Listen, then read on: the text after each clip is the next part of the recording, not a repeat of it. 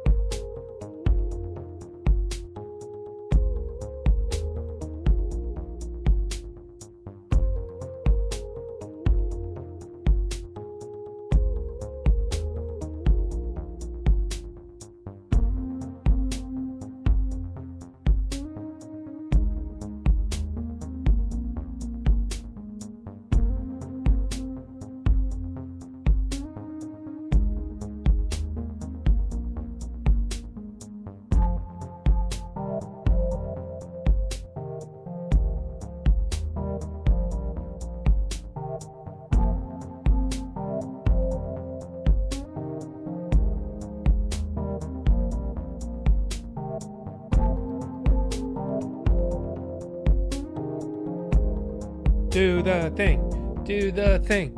Do the thing. Okay. Let's see if this works.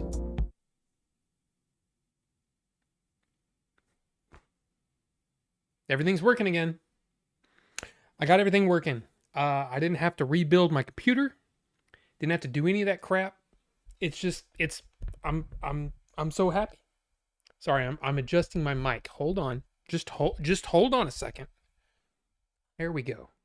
Is that better? Hello? Oops. Oops. Oops. Oops. Okay, I'm just going to leave that there. Sorry. What's going on?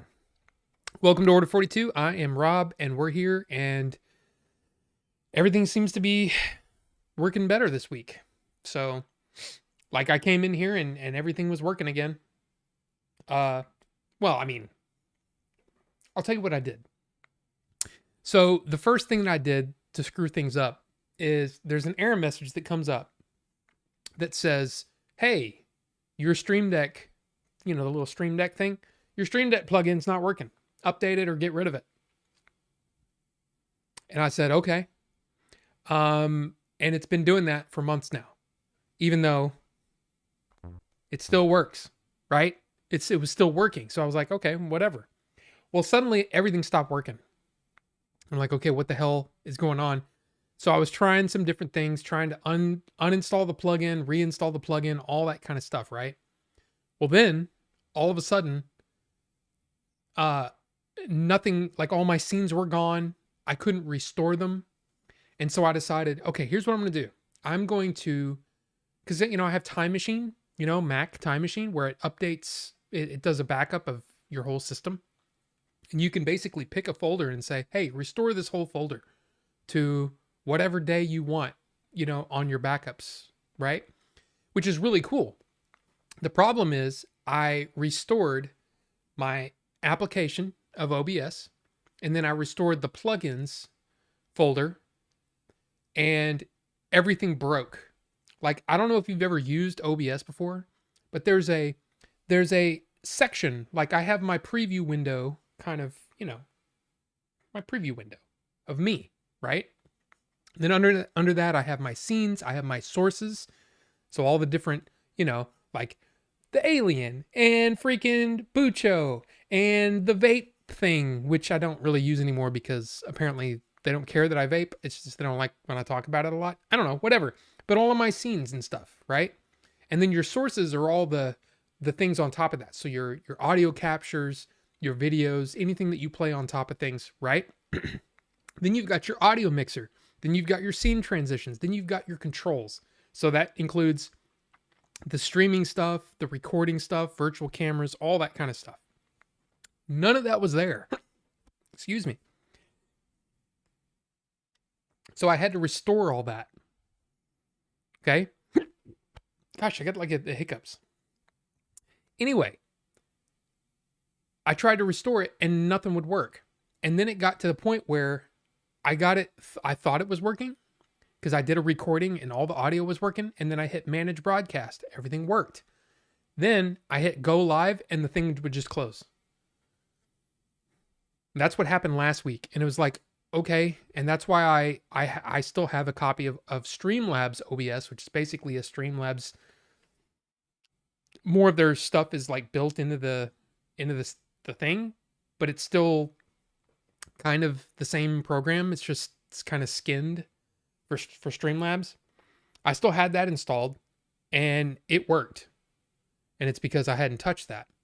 Well, what I ended up doing, and I know this is fascinating to some of you, but what I ended up doing is I removed OBS completely.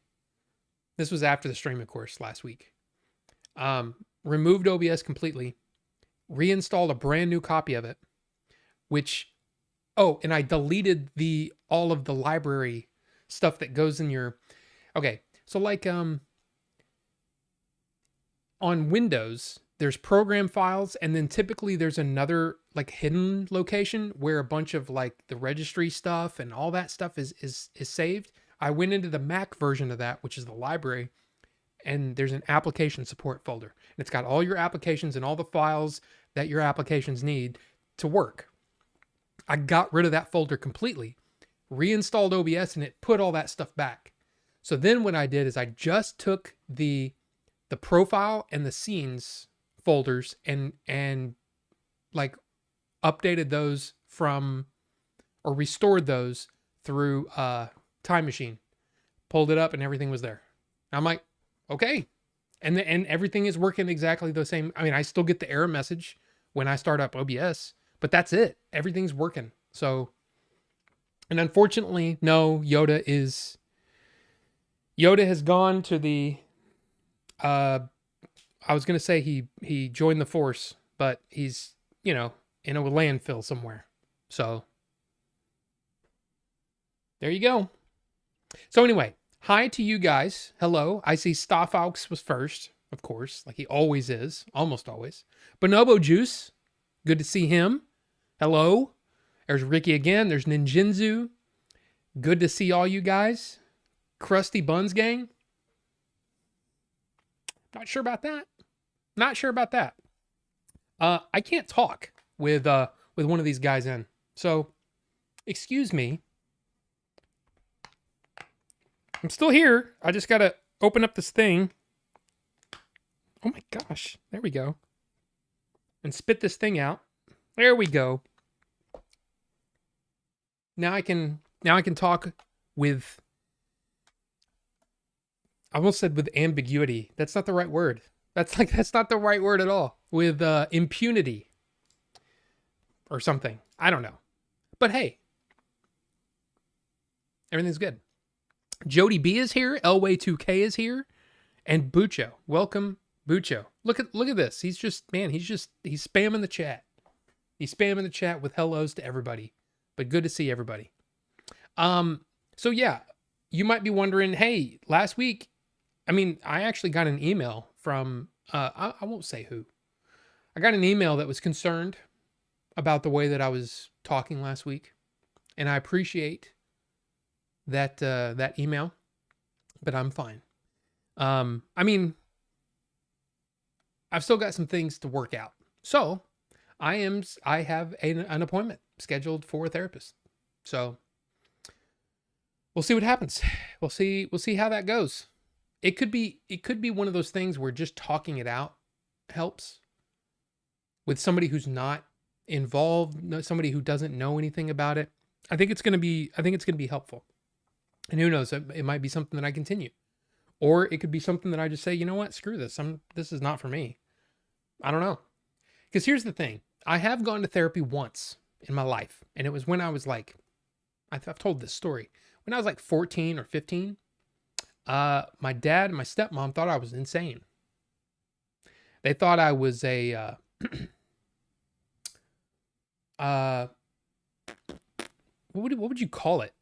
They thought I was, well, unhinged, but they thought I was maybe, I don't know. I don't know what they thought. Okay. I was going to just make up words. Like they thought I was, a psychopath or sociopath or something like that. And I was really there for just a few minutes. And he said, do you mind if I call your parents in here? And I said, no. Parents come in and they go, yeah, he's fine.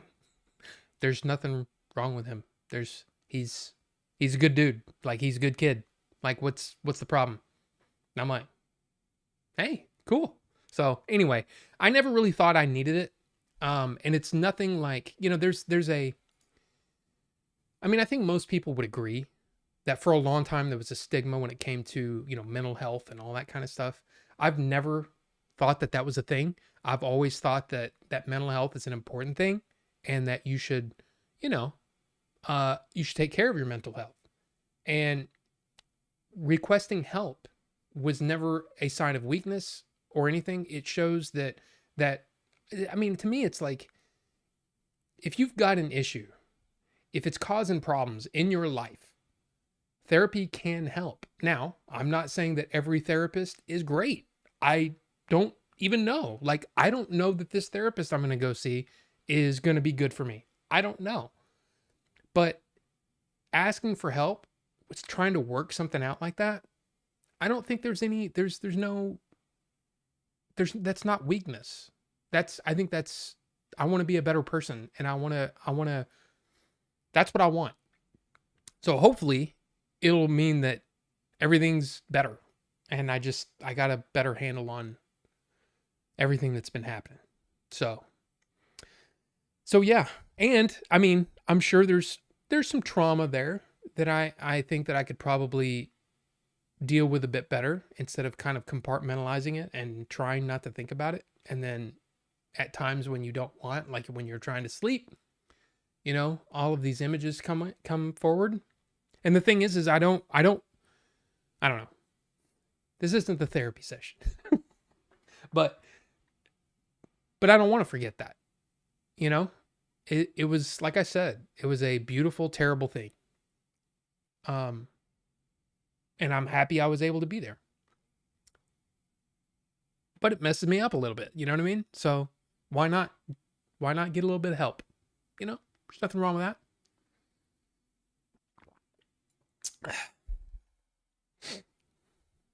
7th, what's going on? Good to see you. Something weird going on my YouTube app on both phone and PS5. Took me a while to sneak around it and get in here. Well, I don't know.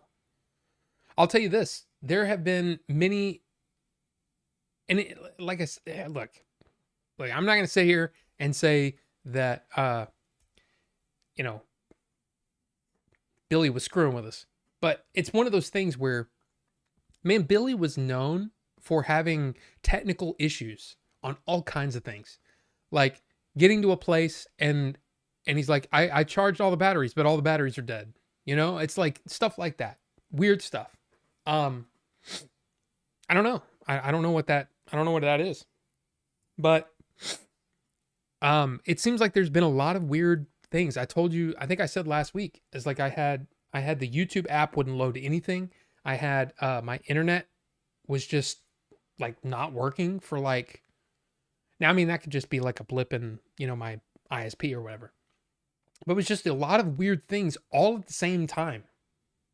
And then I don't know about you, but I've been trying to stay off of like social media and stuff, just because I don't know if you noticed, but things suck right now.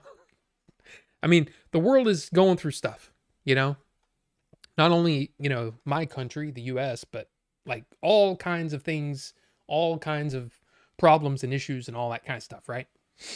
But what I do is I have an account that I have basically just for me and just for the stuff that I'm interested in, like the news that I'm interested in, like gaming news, like movie news, stuff like that. Well, I go onto that account quite a bit because that's where I get a lot of my, upcoming movie news and all kinds of stuff like that, right? Well, X/Twitter updated their app and now things aren't chronological anymore. And then I'm getting these random people. I'm like, who are these people? And then I'm like, oh, they're showing me, somebody that I follow replied to them. So they're showing me the whole post. And I'm like, I don't care about this stuff.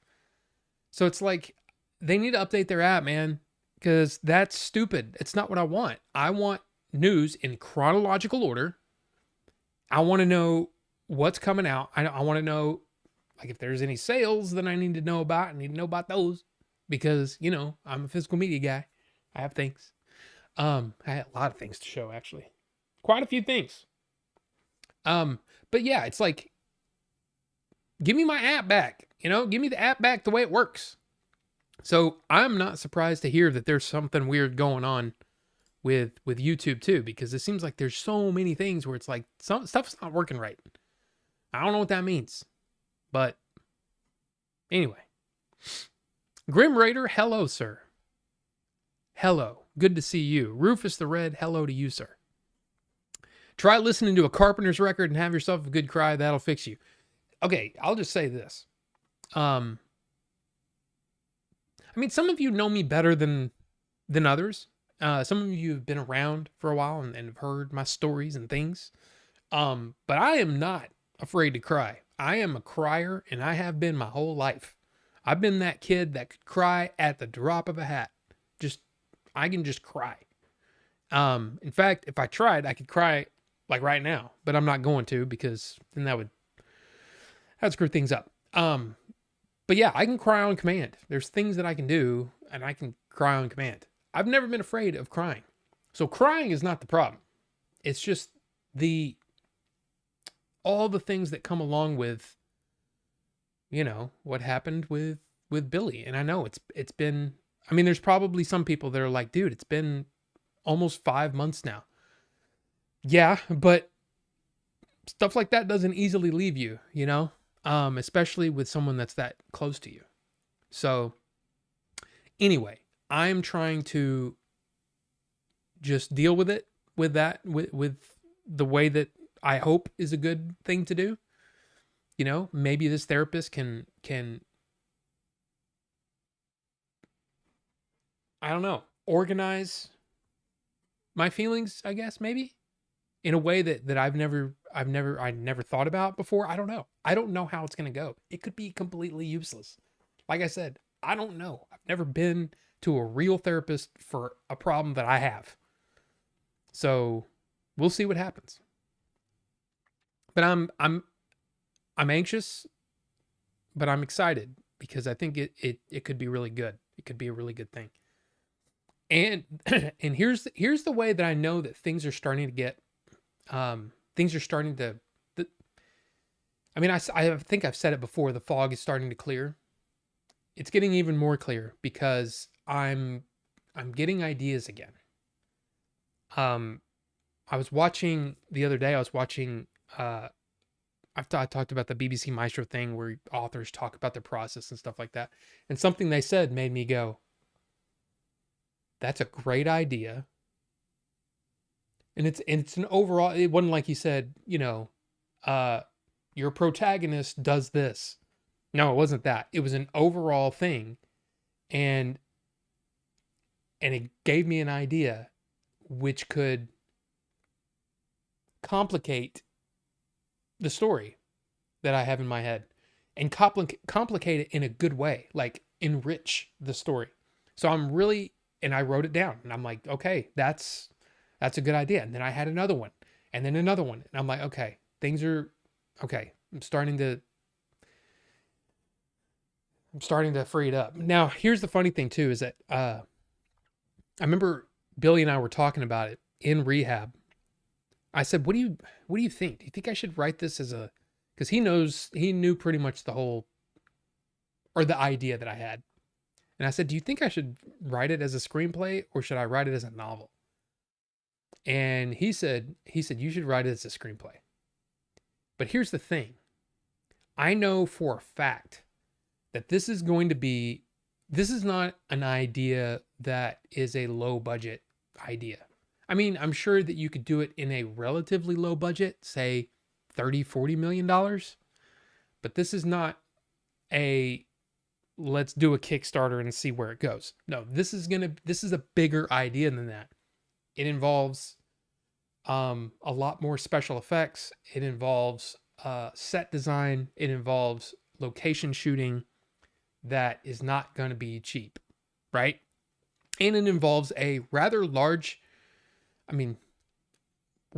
large cast of actors that will have to be in this movie or have to be in this story.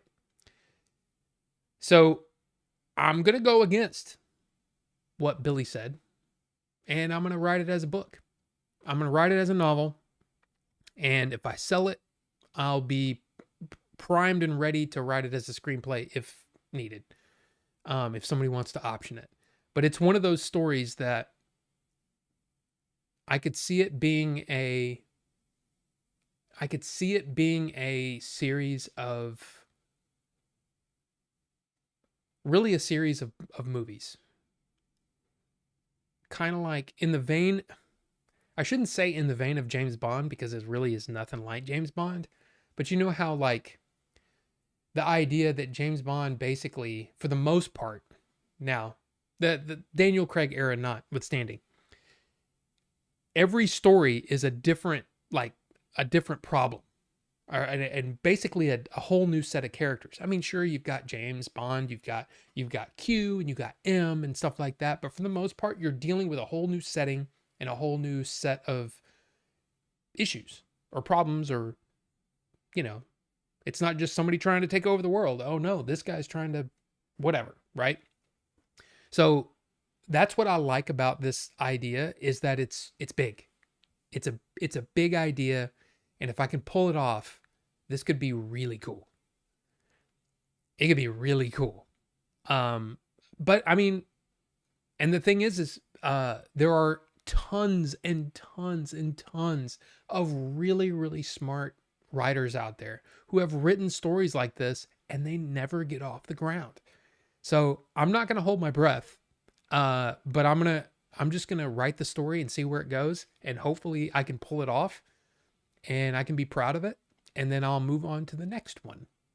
The cool thing about this one is in what I've done so far, I have ideas for at least one sequel and one prequel. So it could be really cool. So we'll see what happens. We shall see. Ninjinju said, I really hope you get the help you deserve. I really hope you get the help you deserve. Ninjinju, thank you. And I would expect nothing less from you guys. I mean, you guys have been, so supportive of me and so patient with me and kind to me. You guys have been awesome. So I would expect nothing less. But hello, Justin. And I hear you have a new album.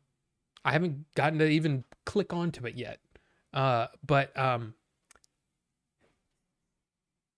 there you go. And see, here we go. We have someone else saying YouTube isn't working.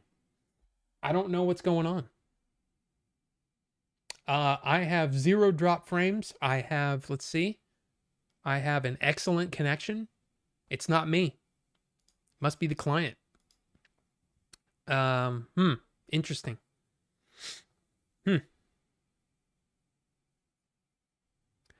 Word humor is next to godliness.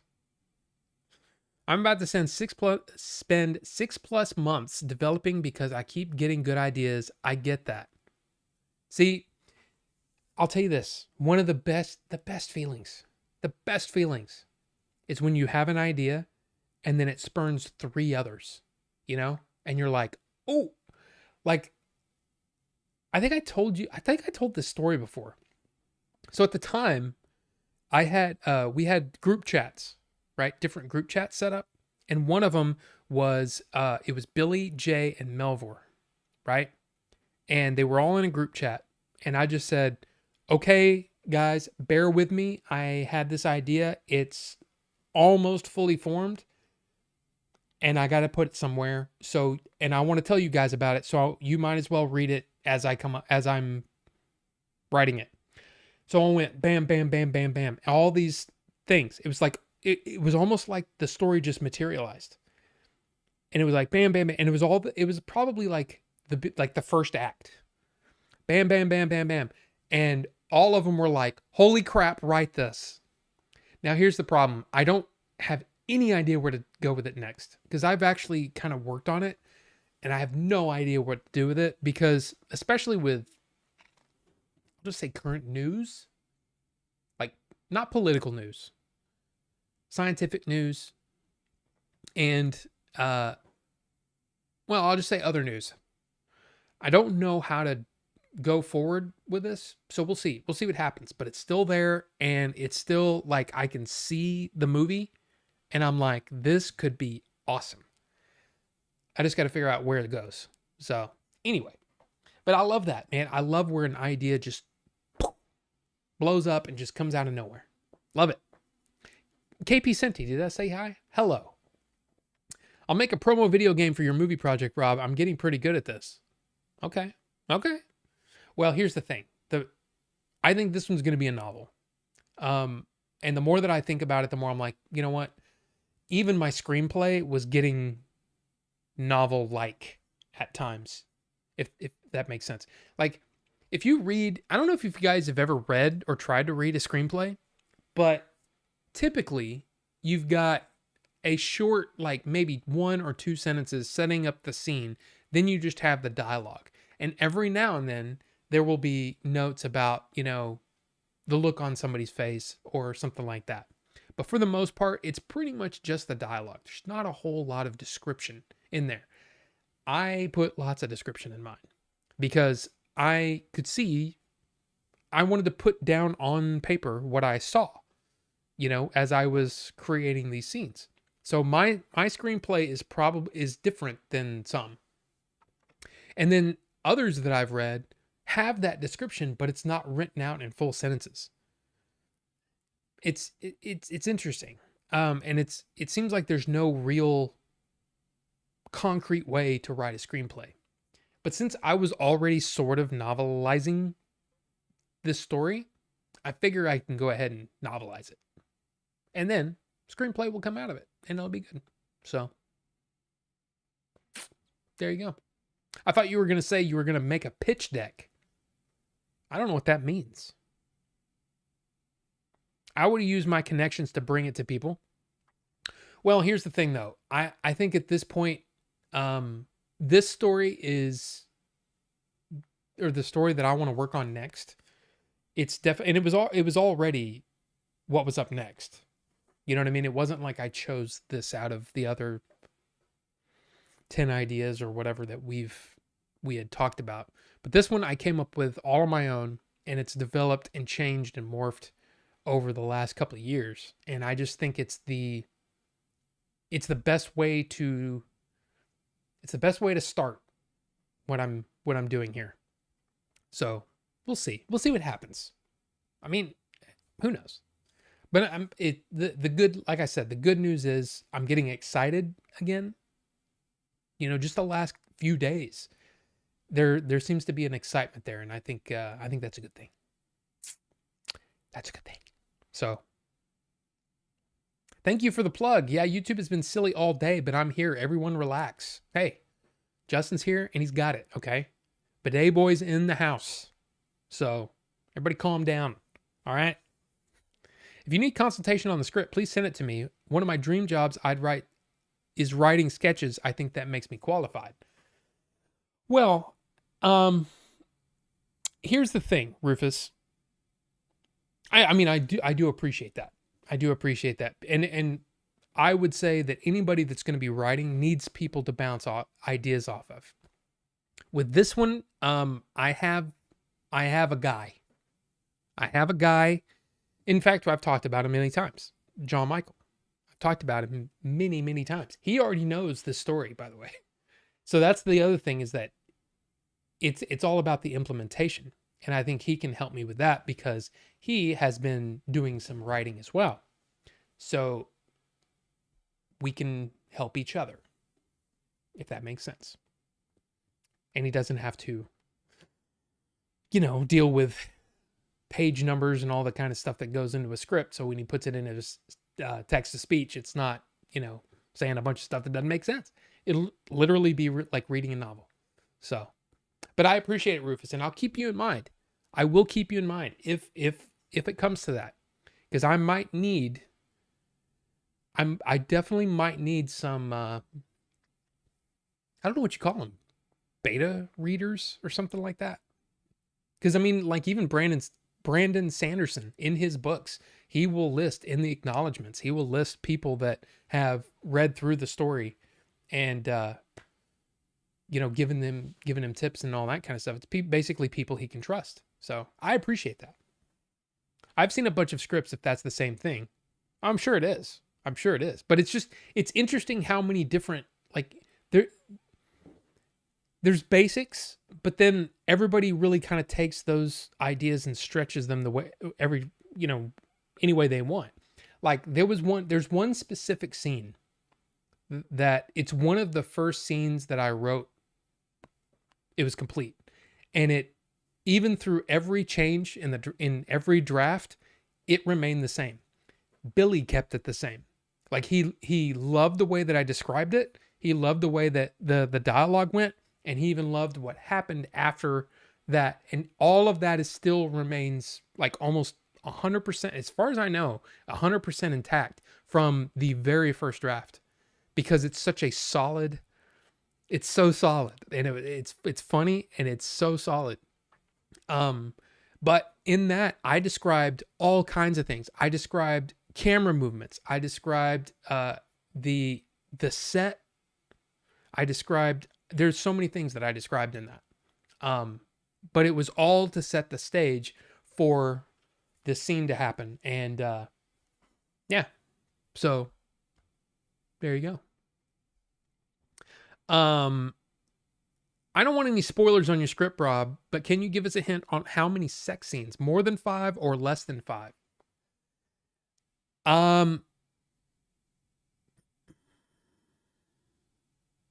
There's none. There are promises. Promises? There are hints of romance. Possible.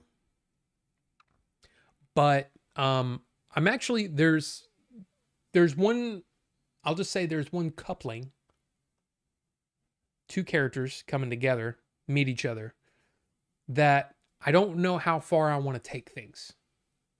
And I don't, basically the history of one of the characters might change once I get there. It'll just have to be, I'll just have to go by feeling and see if it works. But no, there's no sex scenes. It's not a sexy, this isn't a romantic story in that sense. No. It's more of a, it's got some horror elements, suspense, thriller elements, a lot of tension, violence.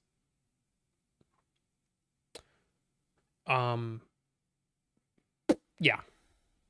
Pitch deck is what you show executives your ideas, so like slides, maybe a demo reel, descriptions. Yeah, no, I mean, we were never to that point for anything after Adventures, as far as who to, to get financing. We never got to that point. Billy was still making his final adjustments to the script, and then what I was going to do is take all those ideas and clean everything up and make it presentable, because the way that he had, when he saved it in the program that we were using, it saves notes, it saves all kinds of things that aren't needed when you're trying to present the script. So I was going to clean it all up and make a separate version, basically a clean version that we could send out or whatever. We never got to that point. Hey, Bucho, did I not see you yesterday because you don't care about my game? Let me find out. So, Bucho, you'll have to... Oh, no joke. I checked my subs a couple of times yesterday to see if you were streaming, but no dice, so I stopped checking. Looks like you went live about 7 minutes after I last checked. So there you go, Rufus. There's your answer. And actually, I was in a similar situation, but I'll explain that. YouTube being weird. I don't know. I've watched so many people pitch ideas to executives, and it's fascinating how baked or half-baked some ideas. That is true. And sometimes the half-baked ideas are so good that they're willing to say, okay, let's work on this. Let's make this a thing. I think if I explained, like if I just gave you like the 2-sentence pitch, I think a lot of people would be like, okay, I want to see that. I kind of want to know what's going to happen there. So, but we'll see. We'll see how it goes. Derek, what's up? Good to see you. I don't know how, if you've gotten any info on your book, but you released your book on Valentine's Day, this last Saturday. I hope everything went well, the release. I know that I got my copy. I haven't even cracked it open yet. So that's a thing, but I do want to read it. And if there's something that you would like to do to help, that maybe I can help, I've talked about this, that I can help promote it, let me know and I'll sit down and read it. Lately, I've been not reading so much, been doing other things. So, taking off my pants and such. I'm kidding. But anyway, yeah, if there's like if you're like, hey, let's do something, I'm like, oh, okay, well then let me read it. I haven't read it all the way. I read that thing that the intro or first 7 pages or whatever, but I haven't read the whole thing yet. But I hope you're doing okay. I'm still singing Vinny's song days later. I mean, look, Look. YouTube homepage has been not loading, but notifications work. Let me see. Let me see how mine's working. Oh, yeah. Oh. Immediately, video unavailable. What the heck? And I go to my subscriptions and it says error loading, tap to retry. Interesting. Oh, wow. Okay. Well, that may be why. Well, I mean, God, we still have 18 people in here. So that's crazy. Sorry for the YouTube issues. Everybody clammed around. Exactly. Man, I wish. Wait. Man, whoa. Holy crap, you guys have been talking a lot. Man, I wish I got a guy. I want to read it close to final revision, to be honest. Yeah, I mean, I'm nowhere. I haven't written a single word yet. But you know what I mean? It's like I have a person. It's John Michael. We've been working kind of on and off together for a couple of years now.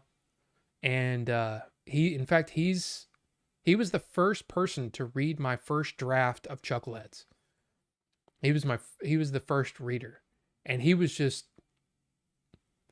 had notes. And the thing is like you gotta have it's somebody that you can trust to tell you the truth, but also it's somebody that I know well enough that I know he's not just blowing smoke up my butt or not just being critical for the, you know what I mean? And any recommendations or suggestions or actual critiques that someone might have, you have to take those into account. You can toss those, you can say, no, I don't believe that. I don't think that's what I had in mind. And no, I'm not doing that. Or it could be something that makes you go, wow, that's a really good point. I didn't think of that. So it's, somebody you can trust. Outside consultants, creative consultant. I mean, he's, like I said, he's also somebody who's very creative in his writing, and he's, I trust him to tell me the good stuff and the bad stuff. You know what I mean? And it's just because I know him very well, so it's a little different. But like I said, I will still, I at some point, I will probably still want other people to read it just to see. So we'll see. From now on, I will never stop checking until I lay my head down to sleep. You calling me a beta male? No, Star Fox. No. But you know what I'm talking about. Like somebody who's going to read it for you and give you critiques. And it could be something like, I will say this. There's an element of my story that I'm going to need a couple of different people that are steeped in the areas that, for example, this is not what my story's about, but let's just say I had something that had to do with sailing, like boats, nautical terms, nautical whatever, vernacular. I might have an actual person who does that for a living read this and go, hey, am I off base or not? And hopefully if I can find somebody that writes books in that genre, that would also be somebody that I'd want to read it. But no, you want basically, like if you're writing about a cop, you might want a cop to read it. You know what I mean? And see if, like, that would never happen. And I can say, okay, how important is it that I, leave this in or take it out? If I take it out, it's going to affect a lot of things. So it needs to be a really good reason for this to not happen. You know what I mean? Because if you come up with something that a cop does and a cop says, no, a cop would never do that, I might still have the cop do that because it might affect the rest of my story. I don't know. But it's still those things that you want to know. So anyway, so basically what I'm saying is there's still research to be done on this movie that or this novel that I'm going to write that I haven't done yet. So Uh, I don't remember, but one person recommended this one Mac OS software only that writes screenplay formats. I wonder what it's called. Final Draft. Probably. It is the premier. This is what all, I don't know, I'm not going to say all, but a lot of screen writers use First Draft, and I have First Draft. And that's what Billy and I were using. I was brave and went way outside of what is popular, and you weren't there. These transgressions will not be forgotten. Justin Yates was there. Why not you? Many screenplays have every beat worked out, but some are just basic write-ups. The more, the better in most cases. I mean, I agree with you. I think the more that you can see in your head based on what's on, in the writer's mind. But there's a problem though, because in so many cases, a writer will write a script and then sell it, and he has nothing to do with it.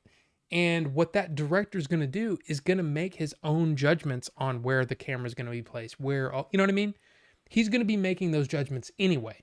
The reason that I wrote so much in Chuckleheads is because I knew I was going to be part of the making of the movie, and that I wanted to at least jumpstart this is how we could do this.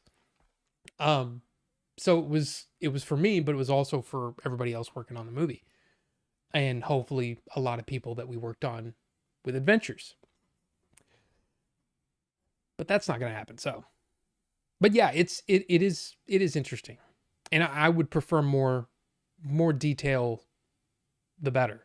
But somebody who's going to see the potential in a story is going to bring their own, I guess, their own sensibilities and their own style to the visuals anyway. So some of it may just be a waste of time. I just got home, live on the border of Dallas and Garland. The people around here can't drive worth a damn. Sorry I'm late, Johnny. No apologies necessary. Sorry. I did that wrong. What the hell, man? Why weren't you here exactly when I hit the button? Just kidding. But no, good to see you. Good to have you here.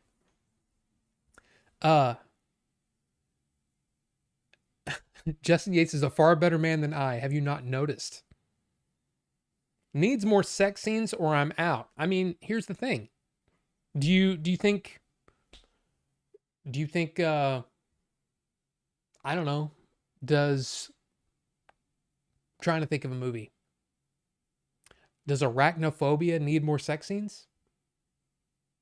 Now don't answer that, because I'm sure there's probably going to be, yes, of course, spider sex. I don't know. So yeah, for me, it's not about, this isn't a sexy story. This is a gritty, dirty, dusty, cool movie, or a cool idea. So it doesn't require that. Now, I will say that I'll say this. The prequel has at least one sex scene. At least one. I hadn't developed that one all the way yet. I have basic skeleton idea of that. But it's funny because I'll just say there's a supernatural element to my story. The prequel does not have any, at least not yet, doesn't have any supernatural stuff in it. Any blatant supernatural stuff in it. It's more of a backstory. And it's one of those things that, dude, I may get to the end of this first novel and go, I don't need that. It's good that I created that, so I know where this character comes from, but it's not necessary to tell that story. It's kind of like, for example, Boba Fett. Watching Empire Strikes Back, you were, and this is not going to be for everybody because some people don't like Boba Fett, okay? But Boba Fett, when you're watching Empire Strikes Back for the first time and you see him and you're like, wow, what an entrance, what an imposing character, and what an interesting character. I want to know more about him. But do you really? And I think that's where a lot of people get in trouble these days, in the studios in particular, is that they feel like they have to explain everything. No, no. Our imagination is sometimes better. And I don't know if it all needs to be explained and just, bit by bit, point by point. I just don't think it's necessary for Boba Fett, because we got the answers and it was kind of like, okay. You know what I mean? Almost like I kind of wish that just remained a mystery, but oh well. I'm kind of freaking out how well this Game Boy game development is going. Good job, man. Glad you survived that DFW traffic. I've heard Rob cuss hard at that traffic many times on his old on-car podcast recordings. In-car, yes. Boy, did I. Boy, did I. The traffic, dude, the traffic around DFW is dumb. It's so bad. So, Mr. Colbiz, yes, everyone is having problems with YouTube for some reason. I don't know what's going on. I pulled it up on my client on my phone, and I'm getting something went wrong every time. And then, my subscriptions came up. Let me see if I close it and open it back up again. Nope, I'm still getting it too. So my subscriptions, my subscriptions stopped working. My subscriptions came up for a second. Shorts aren't working. Nothing is working. So great. I love it when I stream to no one. No, to you guys, but to a lot of, some people would actually like to watch the show and they can't right now. I take off my pants to shower. That's good news. Things are going good with the book. Thanks for asking. No rush on the read, but interested to hear your opinion. Intro is available for others on Amazon if others are interested. There you go. My TV won't connect. I'm just really excited. The more I get you guys to interact, the easier it is to fit people other than me into the credits. All right. Live show up at least some of them. Interesting. I had to hop on the stream through the link on Discord. Choose My Own Adventure 6058. I don't think I've ever seen you here before. Does he see the whole picture?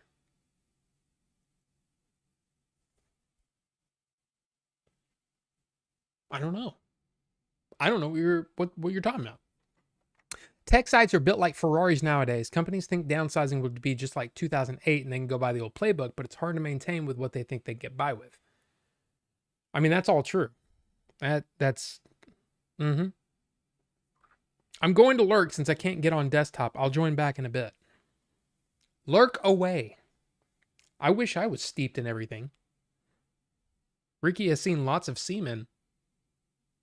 Interesting.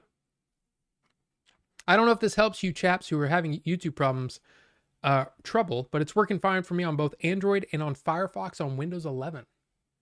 Write what you know or research first. Well, yes. Yes, Shozama, but it's funny because there have been two authors who have used those exact words, those 4 words, write what you know. One of them said, yes, write what you know. The other one said, F that, don't write what you know. We're not dealing with nonfiction here. We're dealing with fiction. And in fiction, there are going to be things that you're going to have to describe that you've never seen before, never had any experience with. And it was like, that makes sense. So basically what I'm trying to say is this is my 4th author that I've watched. And every single one has a completely different viewpoint on writing. It's so insane. Like one guy said, I don't use an outline at all. Like 0 outline. All I know is I know the ending. I know I can get there. And I have to figure out how I'm going to get there. I might take some detours, but I know where I'm going.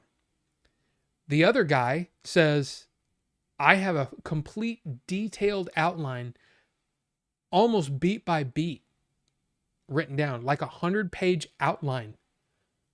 And then I sit down to write the book. The guy that I'm watching now says, I don't have anything. I start with an idea of what's going to happen in the book, and then I just start writing. So everybody's going to be different. There is going to be some stuff I know, but the research is definitely, I'll just say there are elements in the story that I'm going to need details on. And it's not necessarily like, it's just going to be interesting. We'll see how it goes. But in this case, I am not writing what I know. I wrote Chuckleheads. That was something that I knew, like I felt like I knew pretty well. And it turns out a lot of the detail that I put in there didn't even make it into the screenplay. Because it was a story that I'd never experienced myself. So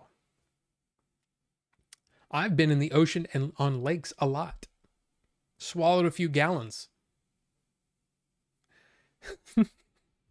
Troublesome files found being found on devices with failing YouTube apps. That's why.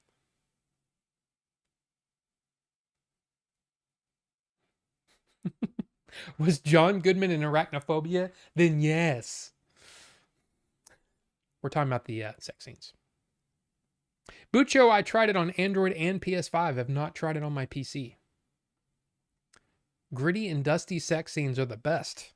Empire needed more sex scenes. It's funny because there's something, because I do want to talk about the AI stuff. We'll talk about the AI stuff a little bit later. But it's one of the things that AI has actually helped me figure something out about myself and about my taste. So we'll talk about that. You didn't love the scene in Solo where Han gets his surname? No. No, sir. Have you looked any further into how to dual stream to Twitch and YouTube? Or if you're talking to me, could be especially helpful at times of tech trouble like this. Yeah, there's in fact, I think, let me just see. I'm not going to change anything, of course. Output, stream.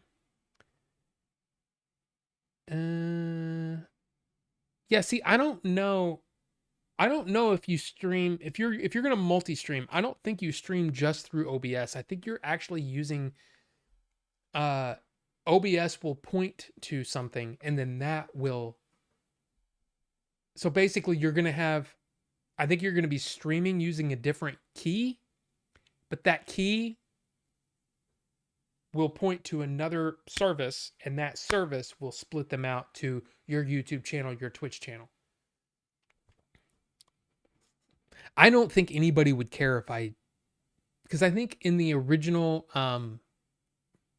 YouTube partner or Twitch partner thing that I signed, it says that there's a 24-hour exclusivity on the video, but that's no longer the case. I think, because I mean, Beat 'em Ups does it. There's a lot of people that do it, that do the multi-stream thing. But then the other thing that I would have to do is, and this is, again, something I would deal with on my end, I think. I'm sure that whatever service does that will combine the chats for you so you can see all the chat. You know, whether they're on Twitch or YouTube, it doesn't matter. I'll be able to see it. But then I'd have to restart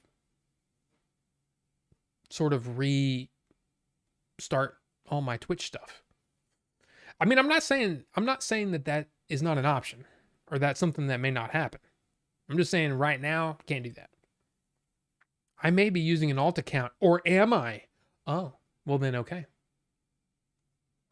Which helmet deleted my Ricky Sucks sausage message? Leon? Oh, okay then.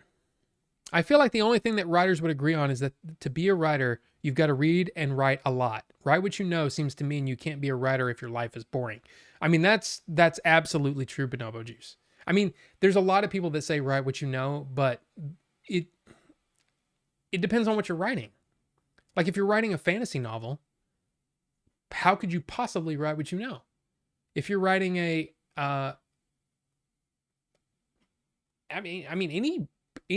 fiction that's beyond your experience. Like not everybody has a story in their own personal life that could uh now if that's what Shozama meant or Max meant, write what you know, meaning you've read a lot of fantasy, you've read a lot of sci-fi, you've read a lot of suspense, you've read a lot of horror.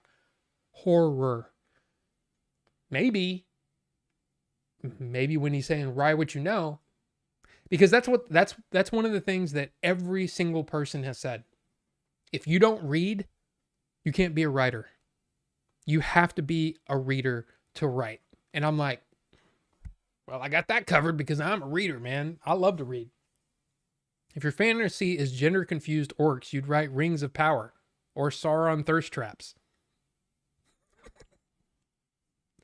I mean, look, here's the thing. Who knows? Who knows? All I know is I'm not writing that. So, to move on there, let's show some pickups and some things I've been watching. So first up, I watched the last 3 movies in this collection. So that included Mad Love, The Devil Doll, and The Return of Dr. X. Okay? So Mad Love is that was a messed up story. That was really messed up. All of these were very short. Like, I don't think a single one was over an hour and 15 minutes. But Mad Love was an odd film. That had where's it at? Peter Lorre, right? Peter Lorre. And a lot of people I didn't know before. But it actually started off with hey, this movie's disturbing, I'm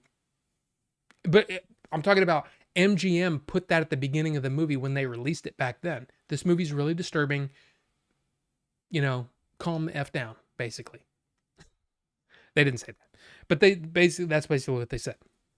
And I was like, oh, okay. So let's see what a movie from 1935, I think. I could be wrong about that. Does it have the date? Yeah, 1935. Let's see what they think. And it was a disturbing movie, but it wasn't. I mean, we've seen worse, right? Of course. But back then, this probably ruffled some feathers, man, and made people really uncomfortable. It was kind of cool. Wasn't my favorite though. My favorite of the 3 was The Devil Doll. That movie was really strange, but it was all about the effects used in that movie to make having full-size people and then small little people. And I'm not little as in like little people. I'm talking about like shrunk down people in the same frame, and then they had to build sets where everything was huge. It was really interesting. So I like that one, and that one starred Lionel Barrymore. That was really, really kind of cool. And then the final one was The Return of Dr. X. And if you see there, Humphrey Bogart in one of his first films where he plays the villain. I mean, it's kind of easy to see that, especially when he shows up on film, you're like, oh yeah, he's a bad guy. I mean, it's just the way it is. But yeah, it was okay. And I enjoyed those, and it was kind of cool. So this movie's really disturbing. Get off my back about it, right? Yeah, exactly. Some bare ankle action, ruffling some feathers, like the forced perspective in the Rings trilogy. No, it was literally rotoscoped or whatever they did, where it was probably layers of film. So there's people walking around, and then smaller people probably on a completely different set that they superimposed in. I don't know how they did it. There's very few special features on these movies. That was the only one that I thought I'd watch a commentary on that, but I don't think there was one. I could be wrong. But basically, these movies were kind of like, yeah, I'm glad I watched those. And this is a cool set. I mean, if you're into old films, I'm trying to think. No, I was never bored on any of these movies. And they're so short. I mean, how could you be? I mean, one of them was literally like an hour and 18 seconds. So it was no big deal. The next one, I hesitate to put this in the watched because I didn't watch it all because I have seen it recently and I didn't really like it, but I felt compelled to own it. Yeah, Arcane season 2. I will go on record as saying that Arcane is definitely my favorite art style when it comes to CG animation. But it's not just CG animation. There is traditional animation kind of mixed in. I think this is so beautiful, but man, the story just does not work for me. And when I started it off, I watched the first episode and went, I am not going through this again because I was frustrated by the story with this, and it's because a lot of it didn't feel like a direct continuation of the first season. It's almost like, and Ninjinzu can help me out here because he's a big League of Legends fan. But it almost felt like, hey, we got to throw in some more cool stuff from the game into the show. And some of it is in there and it doesn't mesh well with what they'd already set up. And then there are threads that don't quite flow through. And yeah, they sped up the story, and it's probably because, you know, they knew that they weren't going to be able to make 5 seasons of it or whatever. But it felt disjointed. And to give you an example, I watched Arcane season 1 basically all at once, within a couple of days. And I was thinking about it for weeks. Arcane season 2, I finished it and I quit. I hadn't thought about it again. And it's just because it doesn't have any lasting effect on me. Went harder on the artsy vibe. They love showing music and art with League of Legends. Yes, beautifully done, beautifully put together. But story, basically, to me, story seemed like the first thing that they worried about with the first season. With the second season, unfortunately, they were more interested in being arty and showcasing. I mean, I even read a thing online that was basically saying this was like a bunch of music videos put together, done in the League of Legends style. And I'm like, that's kind of how I felt watching the show. And it was like one song would end and you're like, okay, finally, let's get back to the story. And then 2 minutes later, they'd start another one. And I'm like, dude, what is going on? And then on top of that, the story felt rushed. So this is not going to have the lasting appeal. But again, I still felt like I had to have it because it's so beautiful. The art style is just absolutely insane. Are you looking forward to the God of War TV series? No, but it's not because, the only reason is because I've never played a lot of God of War. In fact, I don't think I've ever played a God of War game. And I know, but there's a trilogy coming out that's being remade. I might check that out just so I can kind of get what's going on. I didn't want to start with Ragnarok because I know there's a lot of story in there, but I know there's story. I want to play the originals first. So I'm going to probably wait for the remake. Now, what excites me about the series is seeing fans of God of War being really, really excited about the casting, about the isn't Ronald E. Moore doing the series? So I mean there's a lot of hype around the series, and that kind of gets me excited about it, if that makes any sense. But I can't say that I'm excited for it because I don't know what it is, or I don't really know a whole lot about it. They retconned a lot of existing lore from the game. This is talking about Arcane again. Which for the next story, they changed a couple of champions in the game to be parallel with the possible new show. To be honest, this next story should be more violent. Maybe heading to Noxus, which is where Ambessa/Mel is from. More red, gold, silver coloring themes. Ah. Hey.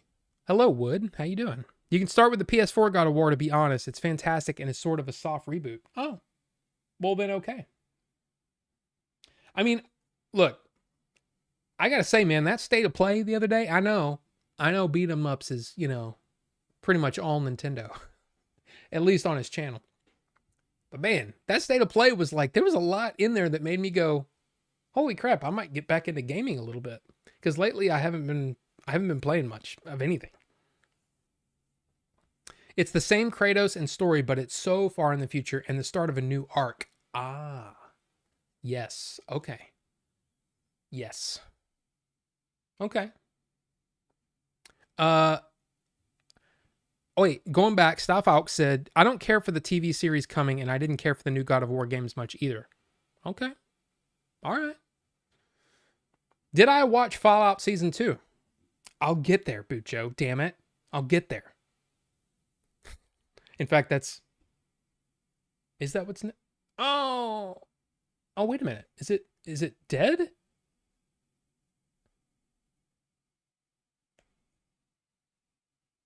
What the hell happened to my stuff?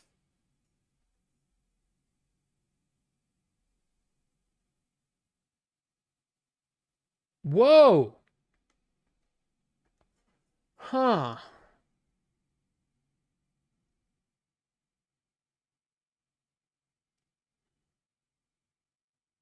I think something may be wrong with the...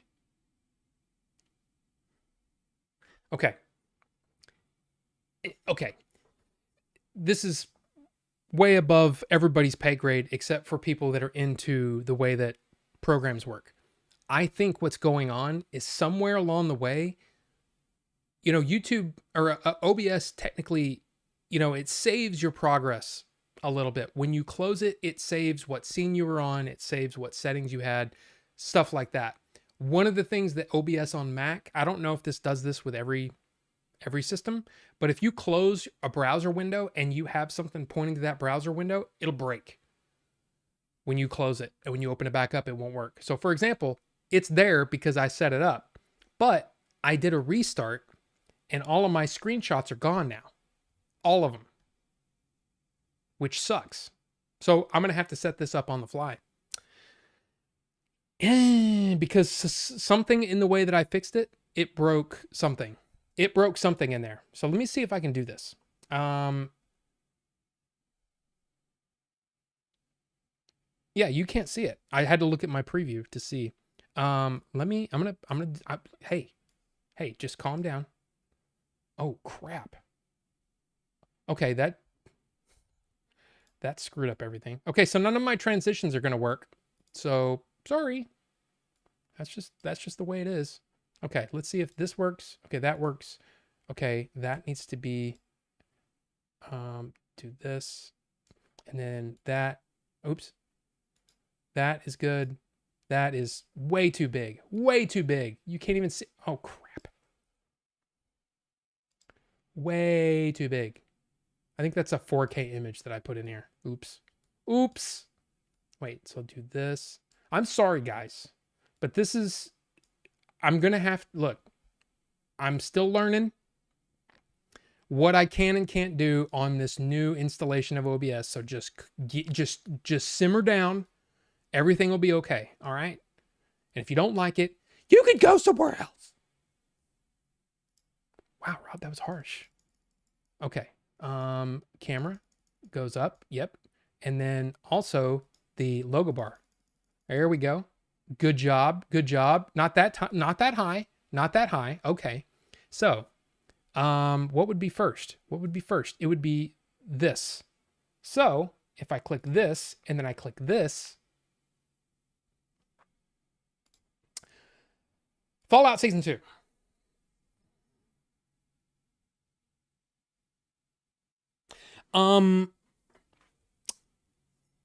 It's fine.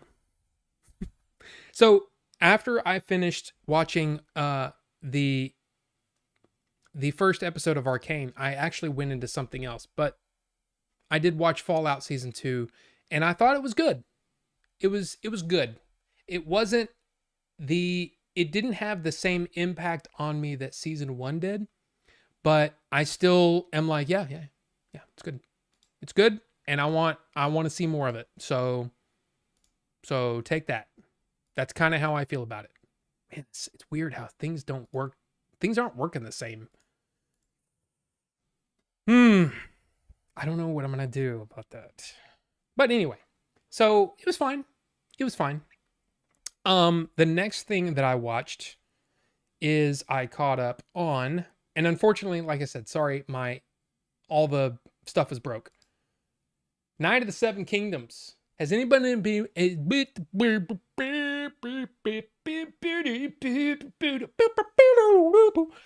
Has anybody watched Night of the Seven Kingdoms? Because this show is awesome. This show is great.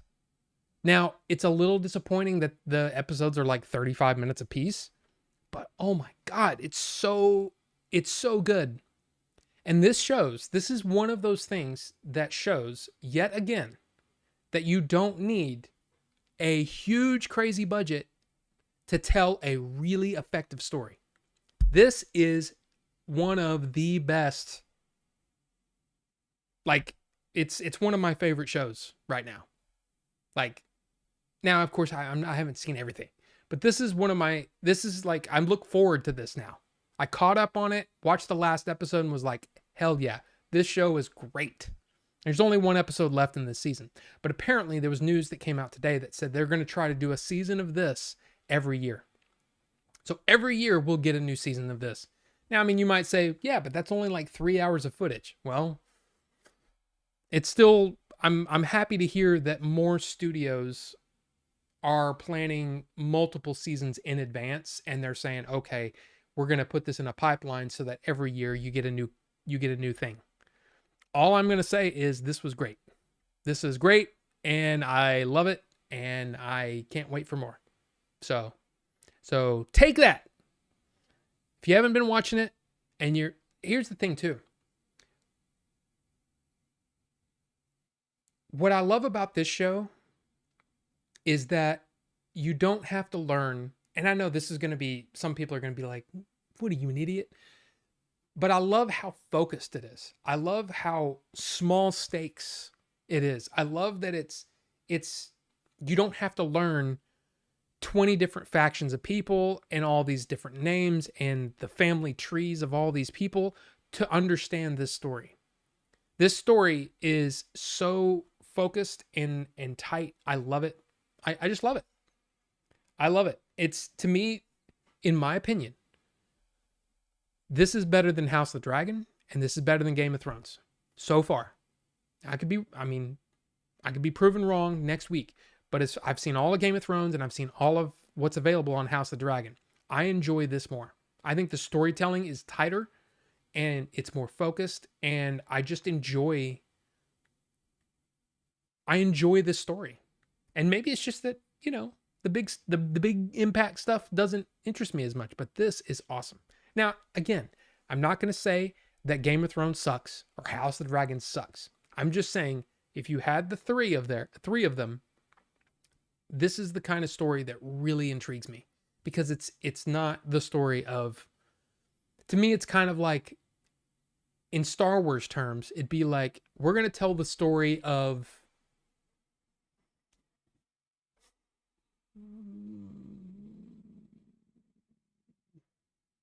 Wedge. We're going to tell Wedge's story. That's what I like. It's just good. It's just really good. But really what I've been focusing on is I finally started watching The Next Generation.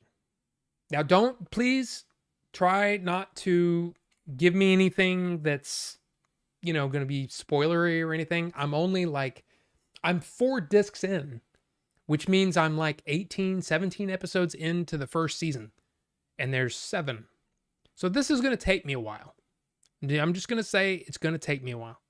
But all I can say is I love this show. There's no one quite like, and this is coming from somebody who's basically, you can really kind of think of me a kind of like a Star Trek virgin in a way, kind of, because I've seen some of the movies, but I've never been like, I never was into all of the series and all that stuff. And part of the reason, it's very simple. It's a verisimilitude problem. You might be like, what? What? It's the setting. It's how cheesy some of the effects were. It always took me right out of the story, and I was just like, I can't. The story couldn't work because I couldn't get out of my own head. The new Blu-ray versions of the original series that has both the original effects and the newer effects, the updated effects, it changed my entire view. Now, I mean, is there still some cheesy crap in the original series? Absolutely. But I was allowed to really take in the story because the quality was better.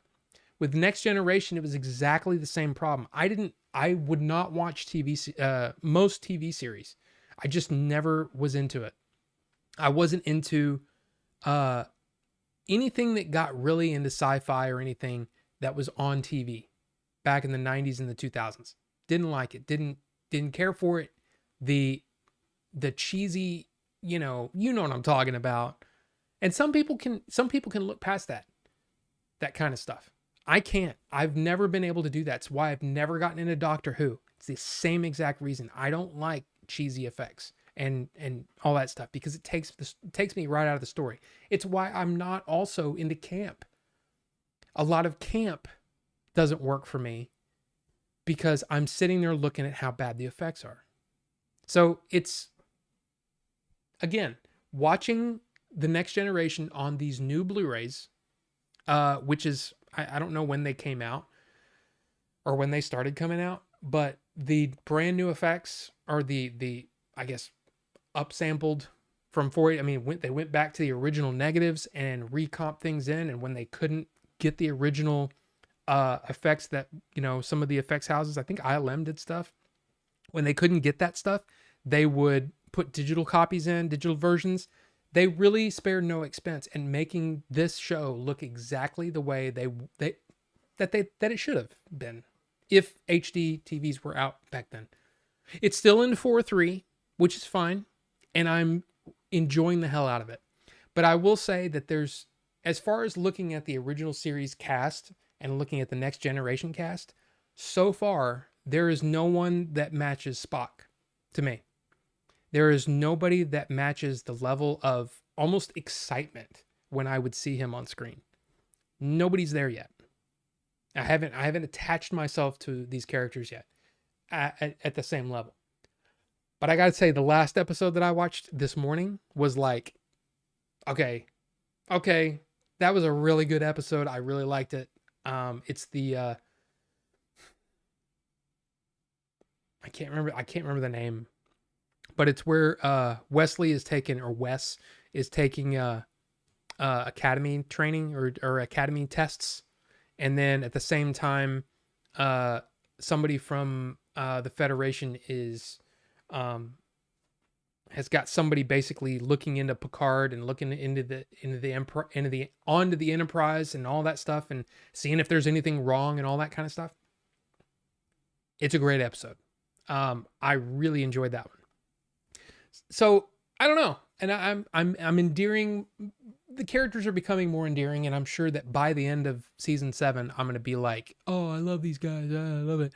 And what I want to do is when the movies are done, I want to watch all the Next Generation movies for the first time. And I know those vary in quality, but I got to see them. So there you go. That is what I'm turning that off for a second, but that is what I've been watching. So let me get caught up here. Let me get it caught up here.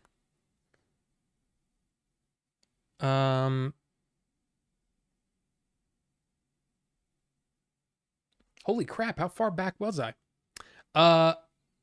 Hit the kangaroo. I'm not sure what that means. For Wood to hit the kangaroo? I mean, he doesn't live in Australia, you know. He lives in America. The Star Wars racing game looks sick. It does look cool. It does look very, very cool. I'm excited for it. YouTube just came back. Okay, good.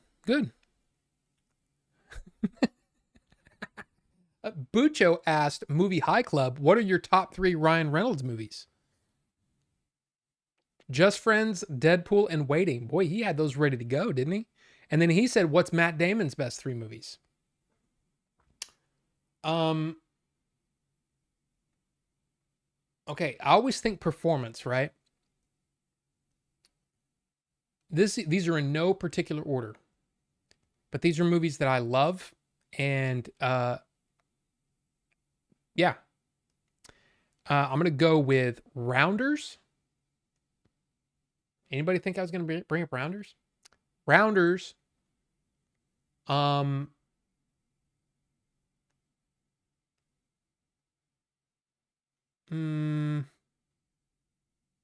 Of course, I want to put Good Will Hunting in there, but I'm going to put Dogma in instead. Even though Dogma is really more Ben Affleck's movie.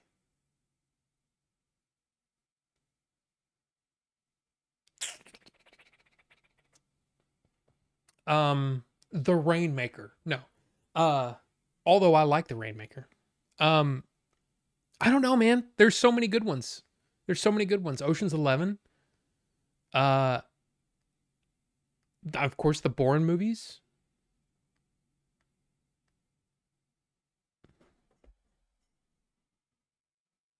Hold, please. Hold. Hold. Hold. Where is he? He's one of my tops. Okay, I have The Adjustment Bureau, Bourne Identity, Bourne Supremacy, Bourne Ultimatum, Chasing Amy. Oh yeah, he is in Chasing Amy. He's the singer, isn't he? The Departed, Dogma, Elysium.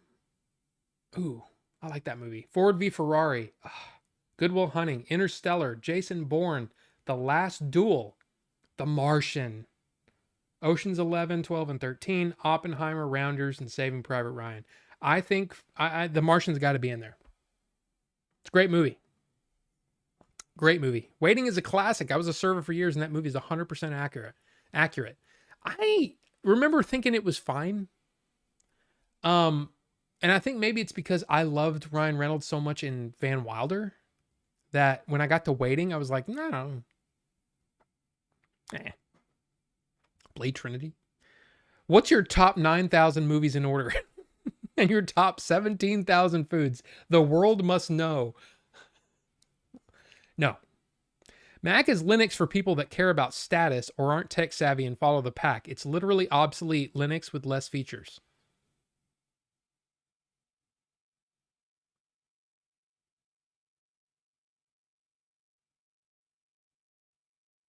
I mean, I know that I don't think you're doing this on purpose, but you do realize you're insulting me, right? That's insulting to me. And this is Rufus, everybody. Like, I know that's not your goal is to insult me, but that's not what Mac is used for. How about I say Windows is for people who would rather screw around with settings than actually get any work done? How's that? I mean, we too can play this game, but I'm not going to because that's not what the stream's about. How about you use what you like to use and I use what I like to use? What a novel concept. Just like I use my iPhone and I like it and I have used Android and don't like it. Whatever, man. Who cares? See, that's the thing that always shocks me is that it's always people that are using something that if you have to constantly belittle or fight with people that use something different, then maybe you're not as secure in what you use than you should be. Just own it and let people use what they want to use. I don't know. And yeah, something screwed up because I screwed it up. I know that I screwed up something in the way that OBS works. It's not saving my stuff the way it should be. But no big deal. I can change my I'm not going to rebuild my whole computer because OBS doesn't work exactly the way it should, you know. All it means is, okay, before I do my all my setup for my stream, I should probably go ahead and restart my computer first. That's all I did. I just restarted my computer. Before, it saved all my progress. Now it doesn't. Now I know. And I'm not going to sit there and futz with a bunch of crappy settings just to get something to work 100% perfectly. But that's why I'm not a programmer. So there you go, Rufus. But sorry. I'm sorry for breaking my stuff. And Ito Ramos, welcome. Good to see you, sir. Hello, Rob and chat and mods and ET. There's ET in here?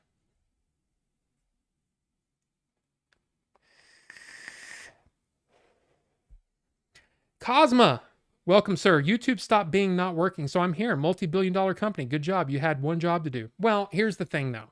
If you really think about it, think about how many times you have to restart your computer because it does something funny.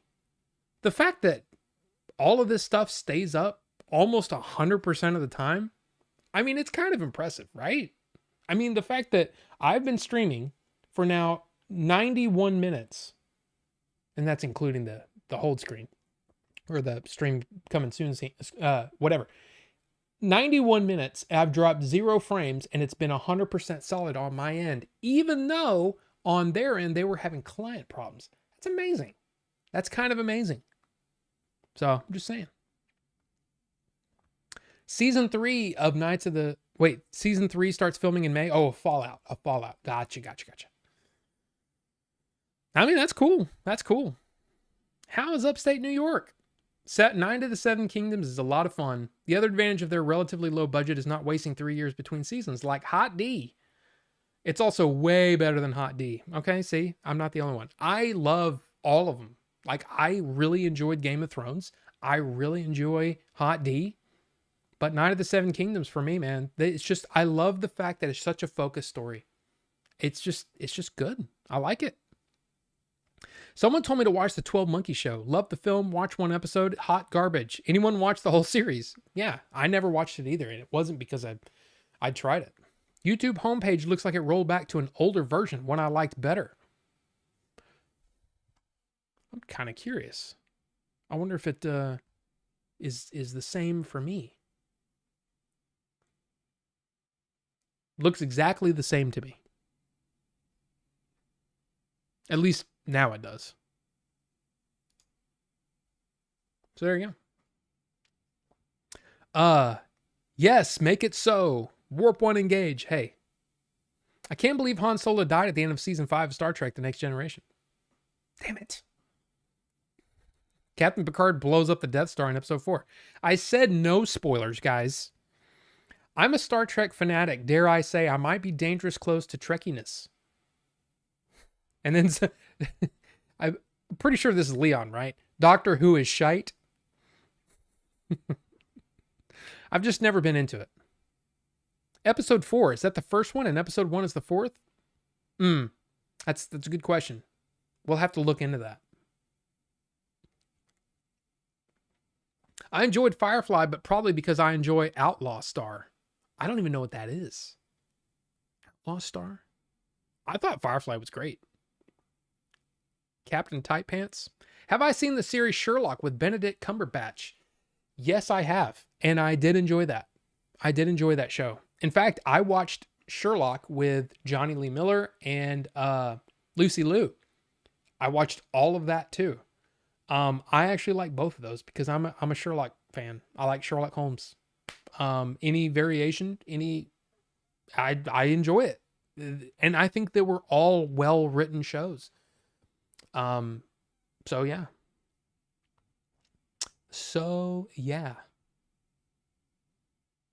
Yeah, and yeah, exactly. The Martian had to be in there. Who had better movies, Jim Carrey or Kevin Smith?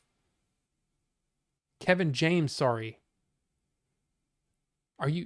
If you're saying between Jim Carrey and, well, honestly, Jim Carrey wins both of those. In fact, I don't think I've ever, look, I apologize if you're a fan. I've never been a Kevin James fan. Never watched a single episode of I Married a Fat Dude or whatever that freaking show was. And I've never watched a single one of his movies. I don't enjoy that kind of humor. I never have. Sorry. So, yeah. After using both daily, Mac OS isn't a downgrade from Linux. It's my goal. Mac OS is leagues better than Linux. I'm not insulting you. I'm telling you Mac is Linux, and Linux has more settings than Windows, so it's worse as far as what you're saying. I'm sorry, I was autistically sharing information. Didn't realize I was challenging a tribe. I'm so sorry, Rob. You're not challenging a tribe. Again, it seems like only one side. Usually it's Android people and it's Windows people who try to basically, put their pitchforks, firmly in their hand and beat them up and down and say, we're superior to you. You are inferior, blah, blah, blah. I am not fighting you. I don't care what you use. I'm just saying I use Mac. Hey, something screwed up. My fault. That doesn't mean that it's worse than Windows.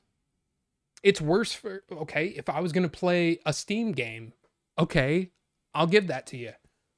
Yeah, Mac's worse than Windows because I would have to, use Vine or whatever. Wine? Not Vine. Vine is an old social media app. I'd have to use Wine to get a version of Windows installed so that I could, I'd have to hodgepodge and basically build a Frankenstein Windows computer on my Mac to be able to do that. I'm not going to do that because I don't care. I'm not the one. I've never been the guy that said, iPhone is better than Android and it's no contest. Because I don't care what you use. That's the thing. Think about that. Think about how many people, no matter, and it's dude, it's across all kinds of divisions. Everybody is superior to the other. And it doesn't matter. I don't care what phone you use. I don't care if I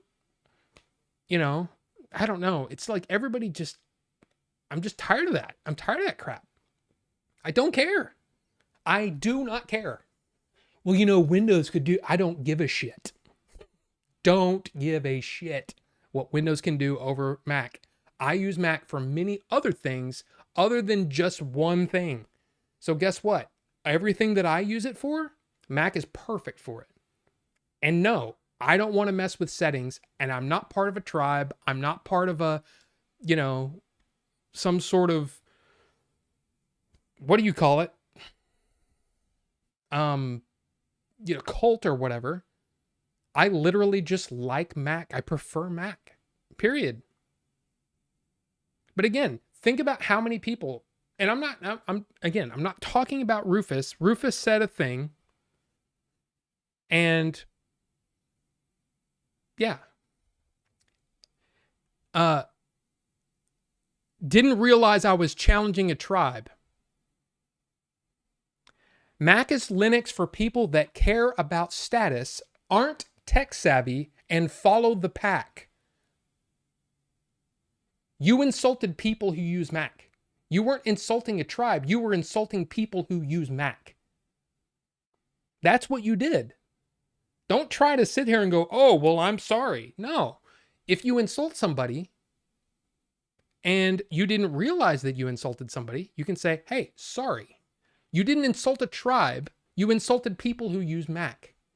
Because guess what? Not everyone. Now, granted, there are people who use Mac who are part of a tribe and try to, it just seems like there are more on the Windows side and the Android side that constantly are trying to tell me to use their product when I don't want to use their product. I've used it. I don't care for it. Guess what? I am happy that you had, oh my God, you could change the background of your apps whenever you wanted. Oh, you got to do it 2 years ago? Great. Guess what? I never had to restart my phone. I never had a virus. That's all I don't care. And that's the thing. When you start, you didn't insult a tribe. You insulted people who use Mac. So there you go. But hey, that's not what the show's about. This show isn't about the tech wars. It's about movies and good stuff. And there you go. I use all of them and enjoy all of them for different reasons. I use my Samsung Android because I like the features. I use Linux for underpowered gaming machines for a console-like experience. And I use macOS for work. I'm trying to get OBS to work on my Dell E510 that runs Windows 7 and has 2 gigs of RAM. Top 3 box set. Oh.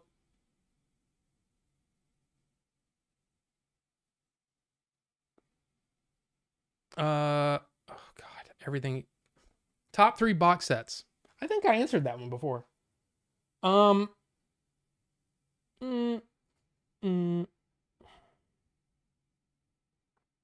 One of my favorite box sets, honestly, is that new to me, the James Bond Blu-ray set, because I was really impressed at how good everything looks and that they preserved all of the special features from the DVD sets that I own. So that's probably up there. I love the Zatoichi set. That set is so great. And those are all movies that I'd never seen before. I spent $100 on a Criterion Collection set, not seeing a single movie, and I've really enjoyed going through those. So that would definitely have to be up there. I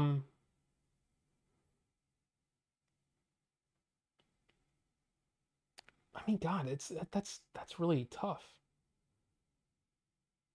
I mean, I could say the freaking Twin Peaks set. That was amazing. That was an amazing set. Watching the original series Star Trek for the first time. That's a great box set. Freaking Gotcha Man. Dude, I mean, there's so many. There's so many. I'm actually really embarrassed. Sorry, folks. I'm wondering if this is why my friends' channels are growing and mine isn't. Well, again, it's not, you had an opinion, but you shared it in a way that was really insulting to me.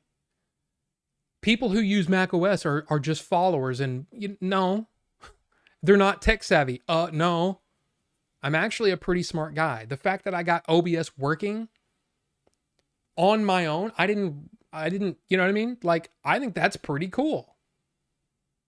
I mean, sure, it's not 100%, but we're streaming, aren't we? So, I don't know. But just, hey, realize that it's not, a cult that you're insulting. You're insulting people. And when you insult people, sometimes they get upset about that. Saying.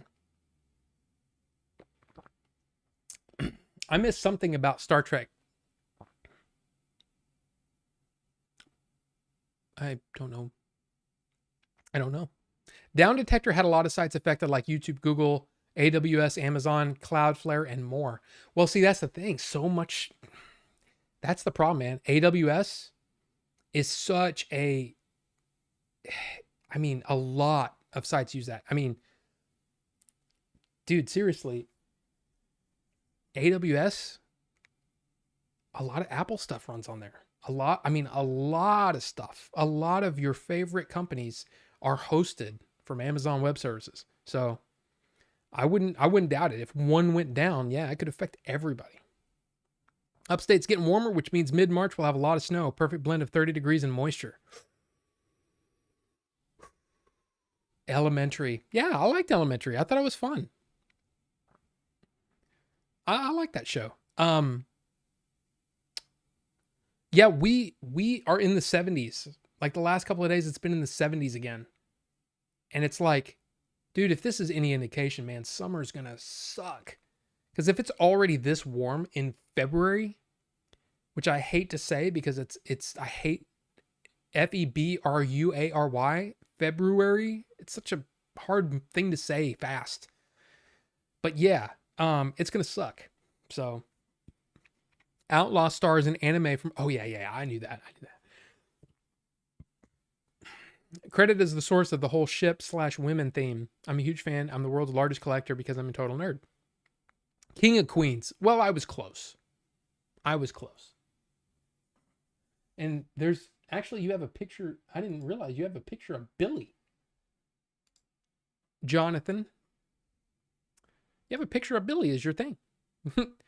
King of Queens is the name of Kevin's show, and it was bad.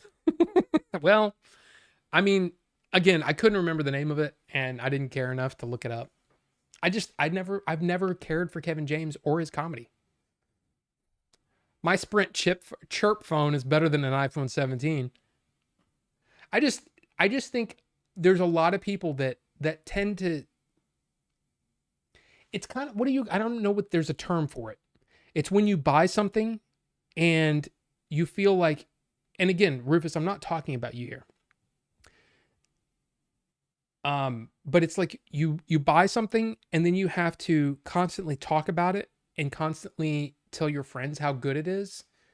And it's, I can't remember what that term is, where you're basically all the way up to and including possibly insulting other brands because you put money down on this thing, right? And you want to make sure that you have made the right choice. And by doing that, you know what I mean?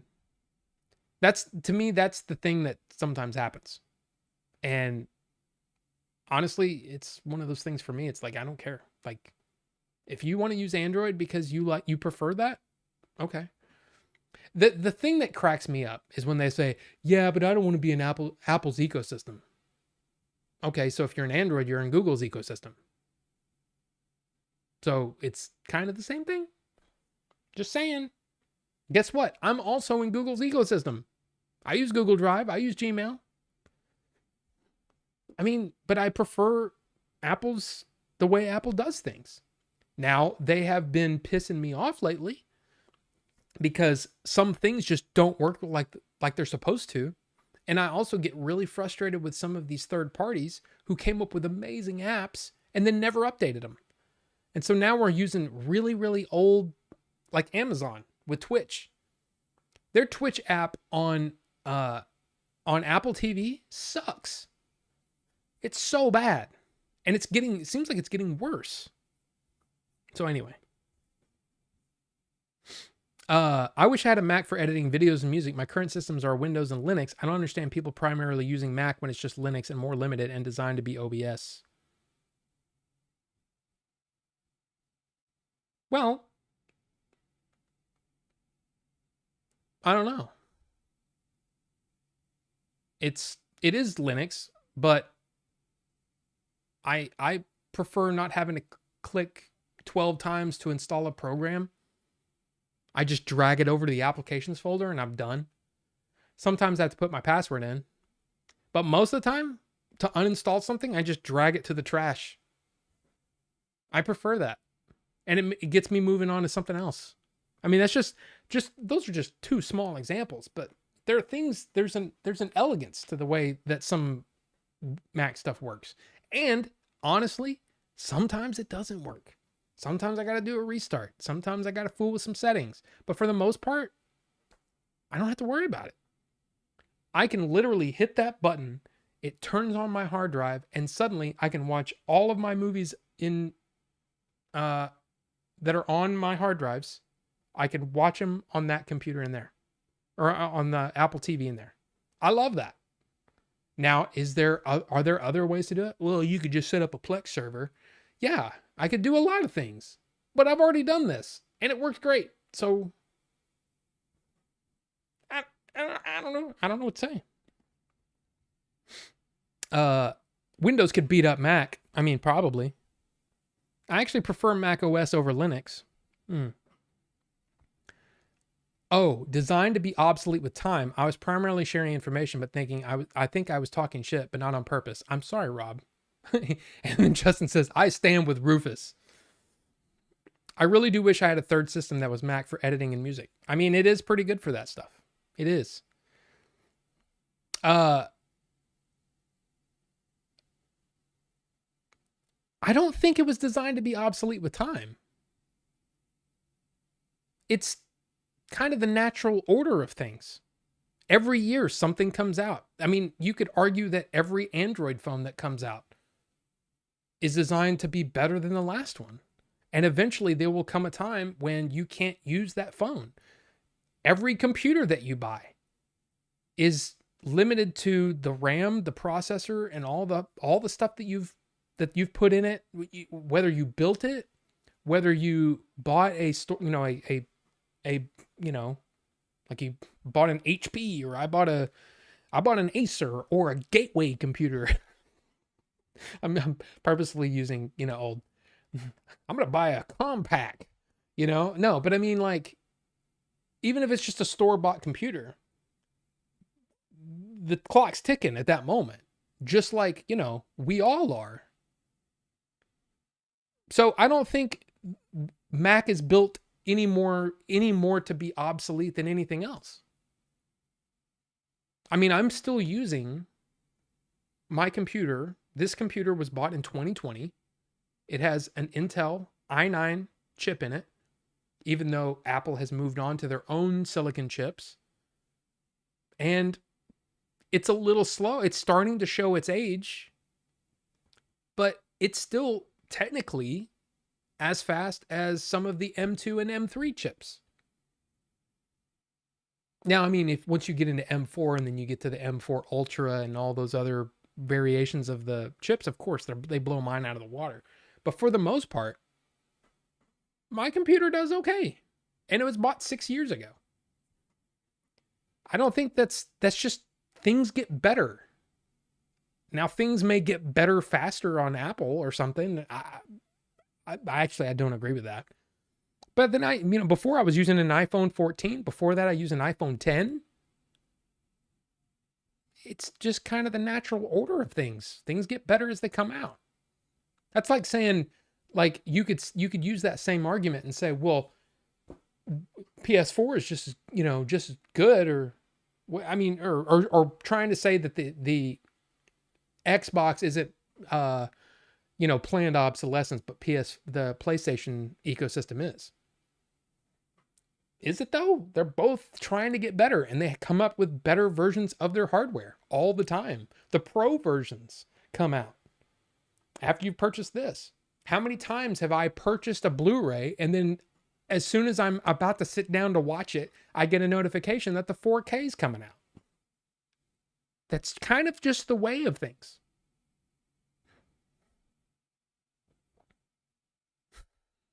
Insulted people who use Mac. Insulted me and Rob. I mean, it doesn't. Like I said, I don't care.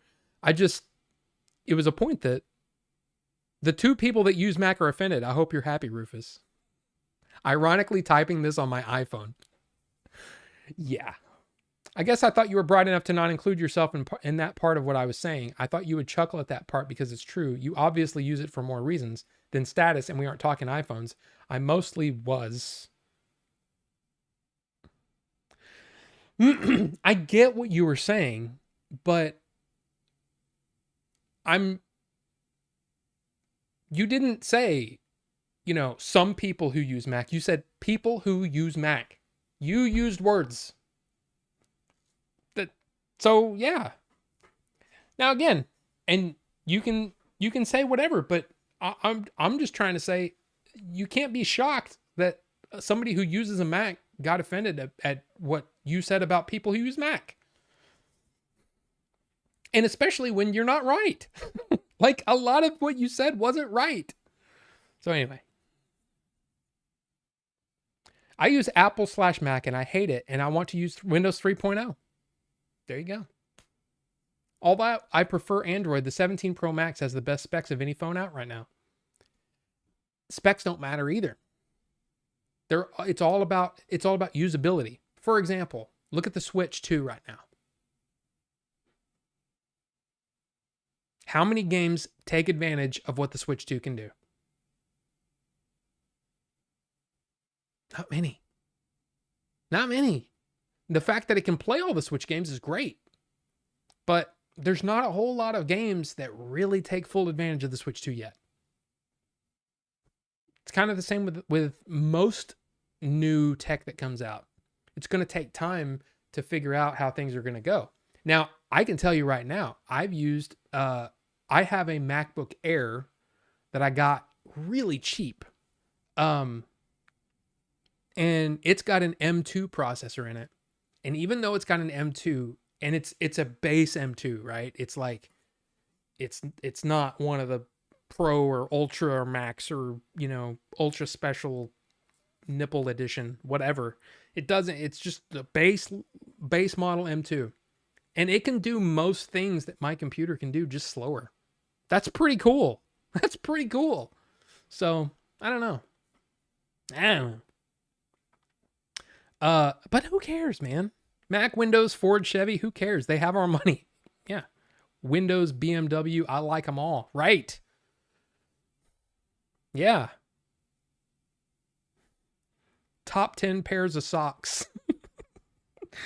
I don't know many. SMPK 329. Welcome. I don't know if I've seen you here.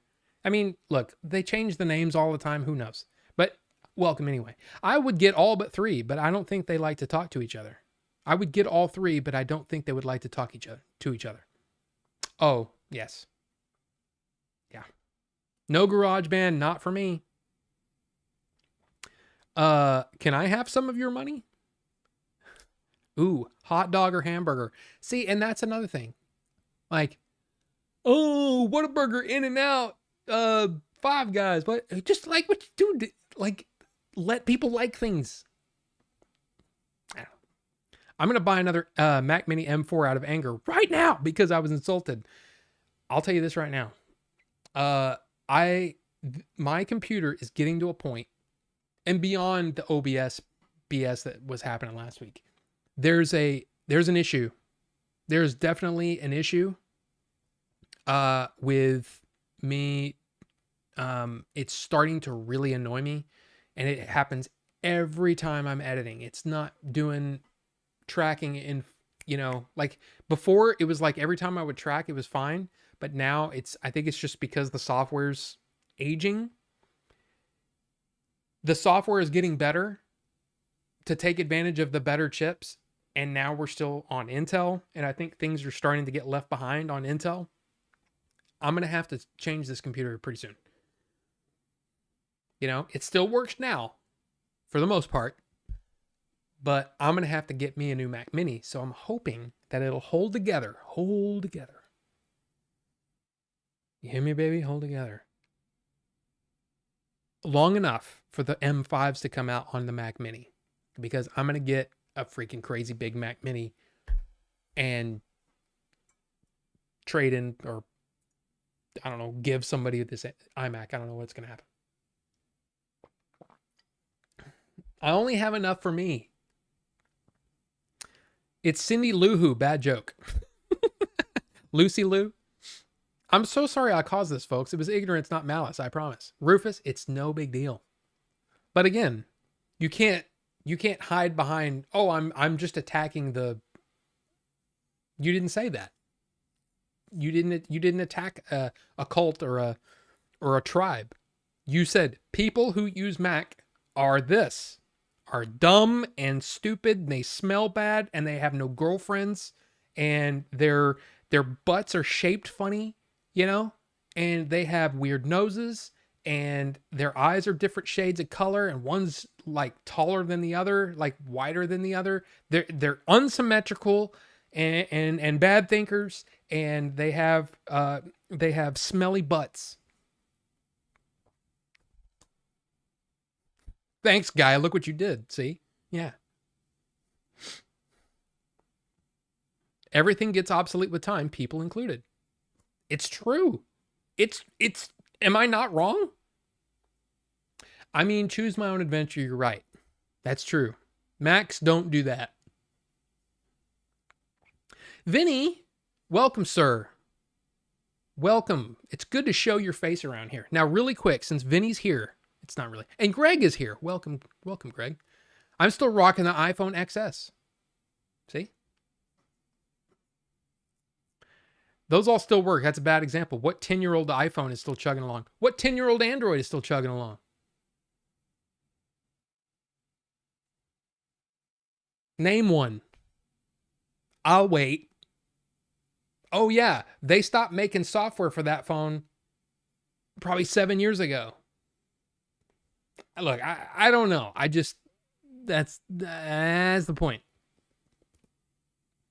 And Jerome, welcome. Good to see you. FF7 remake on Switch 2 looks amazing. I mean, it may. I haven't seen it yet. I haven't bought that yet. I played remake on the PS5 and I really enjoyed it.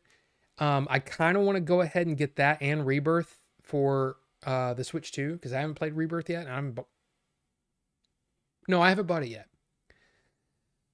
There's many games that I've bought and I haven't even opened.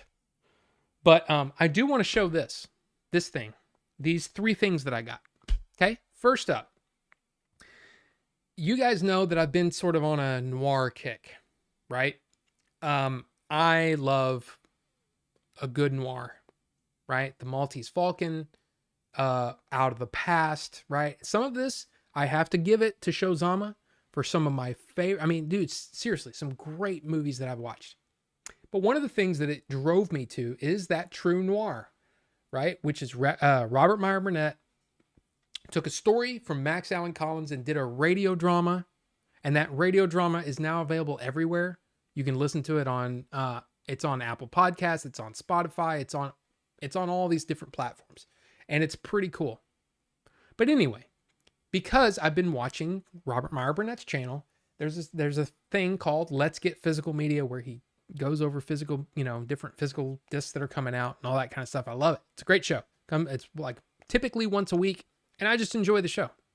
Well, lately they've had Max Allan Collins, the guy who wrote True Noir, the guy that wrote Road to Perdition, and a bunch of other I guess noir books and things. He's kind of steeped in it.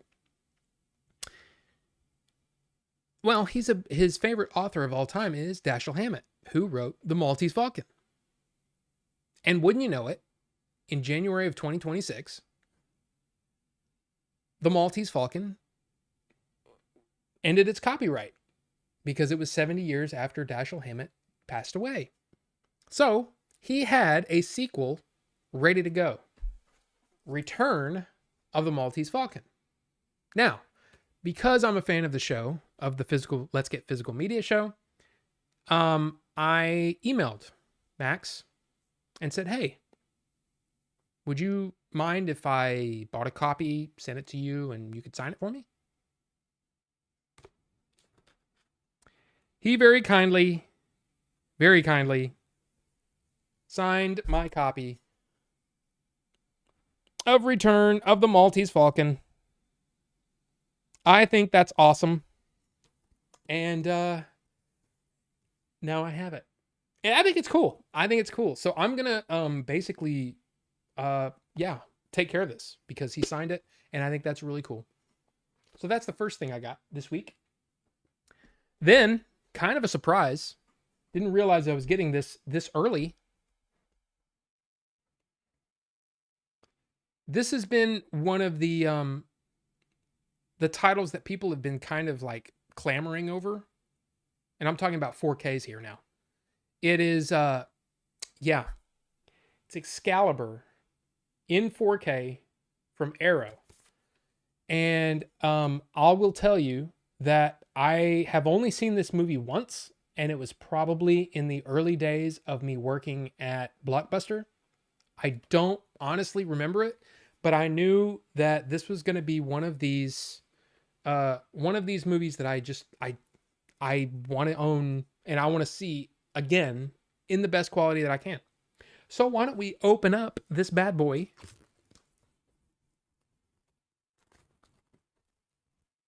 and see what it's all about. So first up, it has a slip case for the hard box, and on the back of the hard box, pretty cool. And again, matte finish on this box. Very cool. Very cool. There are 3 discs. And that's all the stuff that's on it. But we're going to open this up and see. It looks like your kind of standard affair with Arrow. You have your nice book, right? Very, very... It's weird how these books smell like paint to me. But I like how they've kind of aged the way that this looks. Pretty cool. You've got the... okay, I kind of want to open this and see. Forged by a god, foretold by a wizard, bound by a king. So here is the poster. And on the other side, This version, pretty cool.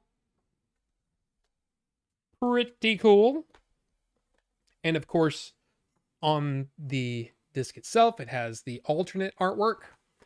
Let's see if, yes, you can change it out for this artwork if you want, but why would you do that? And inside you have your feature, disc 2 of extras, disc 3 of bonus. These are probably, yeah, both of these are Blu-ray. Yeah, this is the American version, so these are going to be region A. So let's see what else is in here. This is probably some art cards. Here's an ad for an upcoming 4K. If you're interested, Red Sonja is coming soon from Arrow. So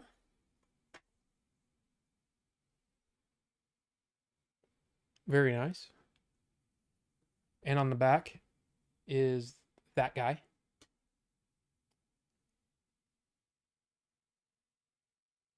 Very nice.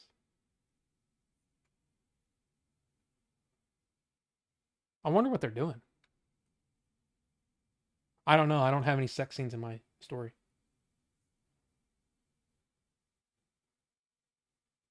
Oh, I had to look at that for a second. I was like, uh-oh. That is Helen Mirren, by the way. So yeah. The art cards are pretty cool.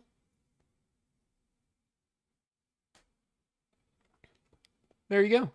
Those are all of your art cards that are included. So this is a really nice, I mean, honestly, all the Arrow releases have this feel to them. They're just really, really well done. It's like they just really care about the presentation. Honestly, this may be one of those movies where I feel like, nah, I didn't really need to buy the special, the limited edition of this, which includes the box and all the things. But it is very nice. It is a very nice set. Excalibur. So if you're interested, get it or something. I don't know. I mean, if you want, I don't care. And then today, this was a surprise. I didn't realize I was getting this today. I went to get my hair cut today. No one said anything about my new haircut. Anyway, when I was on my way back, I saw something on the porch. So I called my wife and I said, hey, something on the porch for you, because I hadn't ordered anything. She goes, this isn't for you. It's not for me. It's for you. I was like, oh, what is it? It was from Neon. It's my copy from the Kickstarter of Shelby Oaks. Now, this feels pretty light. So my guess is there's not going to be a whole lot in here. Now I have no excuse for not watching this movie, because I've had the digital copy of this movie for months and haven't watched it yet. And it's not for any other reason but because I kept forgetting that I had it. So put all my plastics together so I can throw it away later. Oh, it was in a ball and then it just went and it made that noise too. So that's a thing. So yeah, Shelby Oaks. Open it up. Oh yeah, Shelby Oaks, Blu-ray and DVD. And on the inside, oh, is an alternate. That's actually kind of cool if there's alternate artwork. I like this alternate artwork better, so I'm gonna put that in there. So there you go. And I know there's probably people that'll be like, so you're the reason that this movie got made? Because a lot of people apparently did not like this movie. But no, I was literally, hey, look at that. Chris Stuckman is doing something that we were going to do. Cool. I want to be a part of it. So I threw down some money. So there you go. So now, by the way, these are the features that come along with it.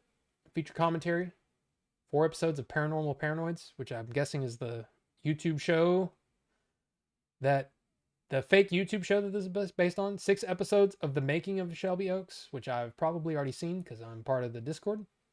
Final tape, crime scene gallery, VHS tapes, trailer TV spots. An exclusive other commentary with Chris Stuckman and composer James Burkholder. Behind the scenes documentary, special hidden feature. Hey, I think it's cool. I totally forgot that this was coming. Even though, if I'm not mistaken, the retail copies of this have been out for a long time. But there you go. That's my haul for this week, including, like I said, I think that's cool that he signed this for me. And he was very, very gracious. Yeah, it's cool. It was cool. So there you go. There you go. Let's see. I used definitive language and insulted you, and I'm sorry. I'm not suckied. I'm mad at myself. Mostly right, so suck it. Okay. I don't agree, but all right. I still get people coming into the store to repair their iPhone 7 because they still use them and the iPhone 7 still works. I have the 17 Pro Max. It's not all that. I have the 17 Pro and I enjoy it. It's faster than my 14 was, and the picture quality on the images.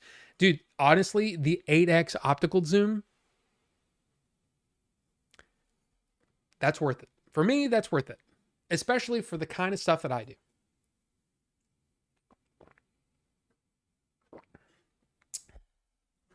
Macs are for wannabe authors who sit in Starbucks with their almond milk cappuccino and skinny jeans.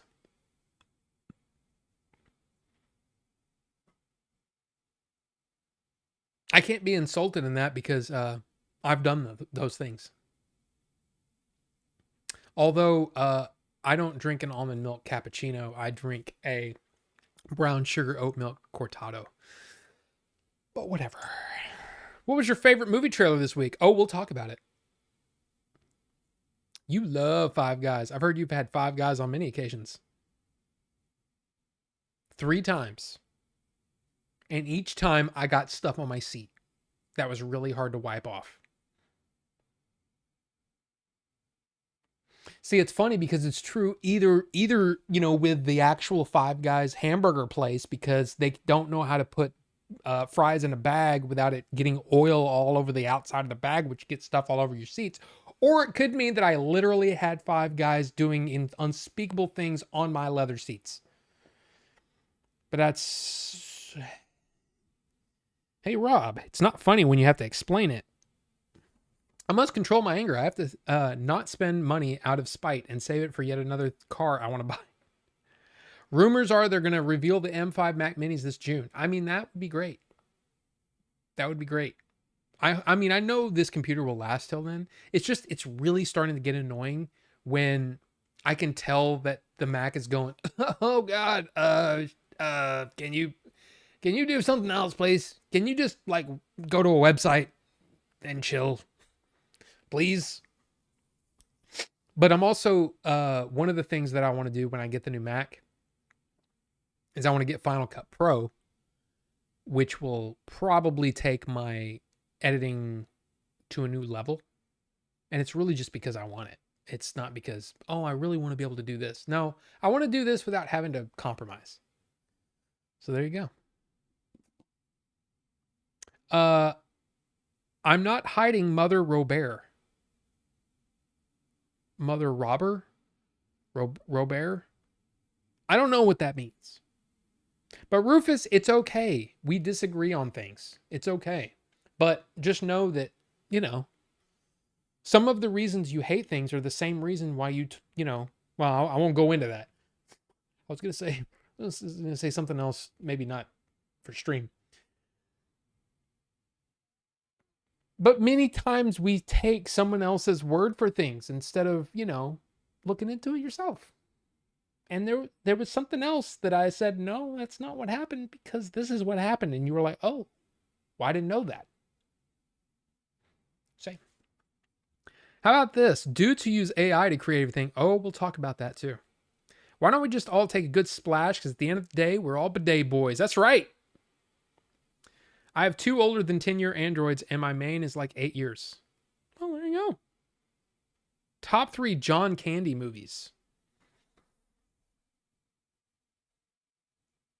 Now I'm going to talk about my favorite John Candies, okay? So Planes, Trains, and Automobiles. Uncle Buck.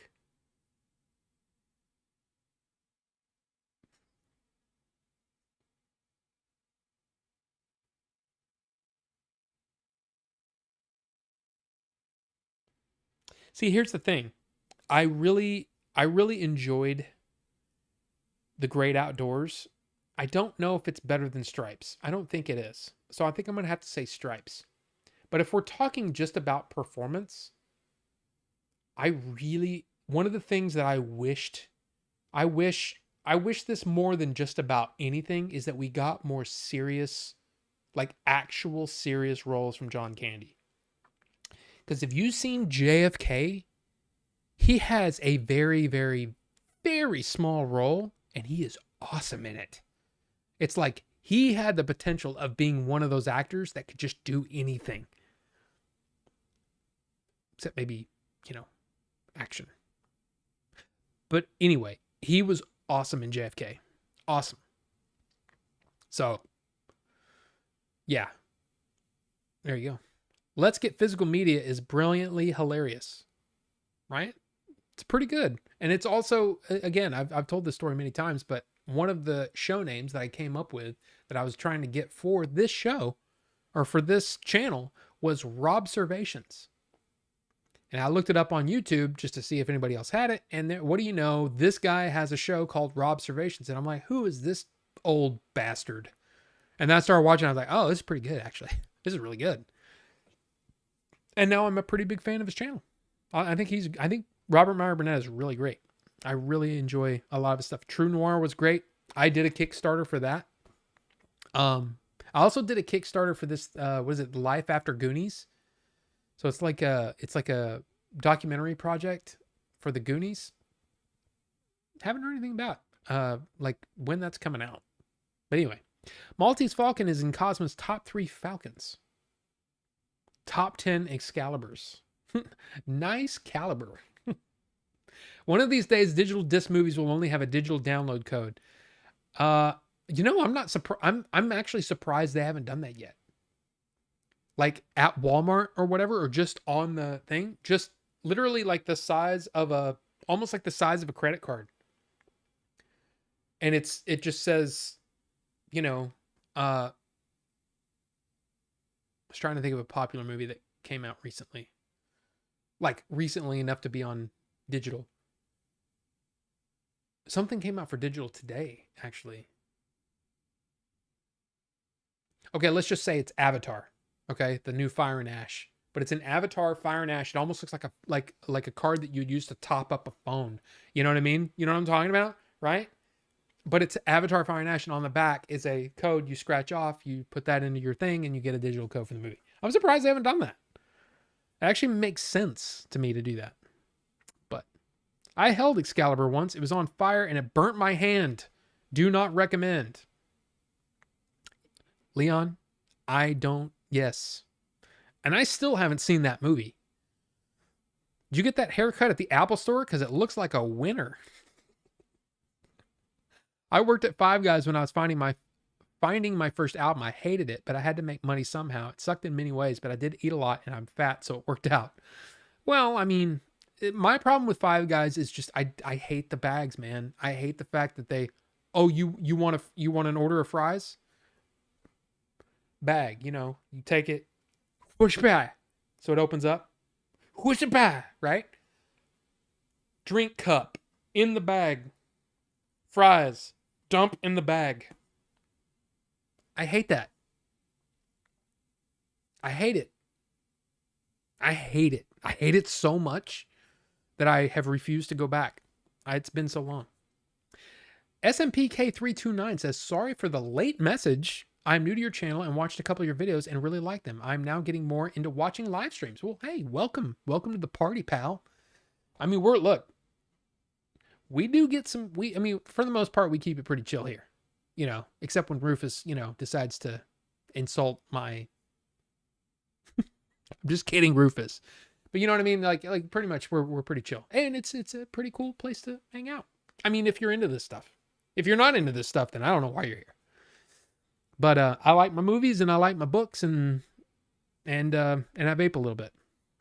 Oh, by the way, I placed an order this morning for a bunch of new liquids for us to try because I am 100% out right now. So I have the one that I made. I have a couple more and then I don't have much. So they're on the way. Bidet Boys Unite. Yes.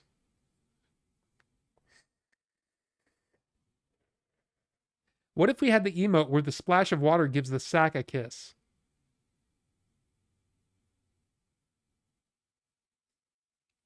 I think on Twitch you can have animated emotes, maybe.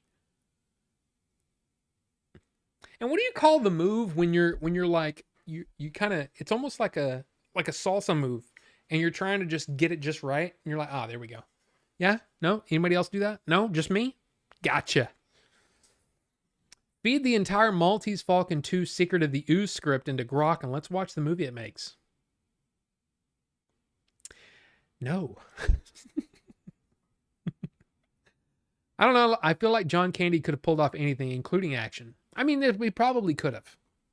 But I'm just saying that I was really impressed with him and JFK. It was one of my favorite, like, oh, holy crap, I didn't know John Candy was in this. And then it was like, oh my God, he's good.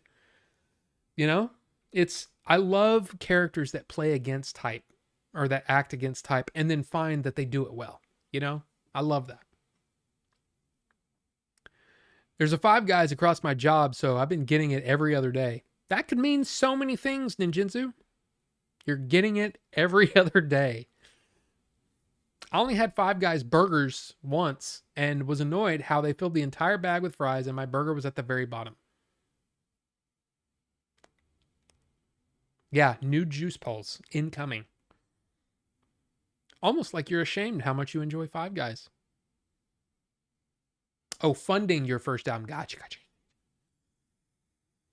I'm going to be labeled as an executive producer or something for helping Frito Feet with his new single coming out. Nice. Comedy actors seem to do relatively well in serious roles. Robin Williams had some excellent serious roles. I mean, absolutely. And I think partially it's because to pull off good, like really good comedy, I think you just have to be a good actor. Like, period. If you're good at comedy, you can do anything. Because comedy's the hardest. Now, some might disagree with that, but I think comedy is one of the harder things that you can do. To be actually funny. And it not just, can you say the lines? No, I'm talking about like actually be funny. That's hard. It's difficult. Five Guys buns every day is kind of wild.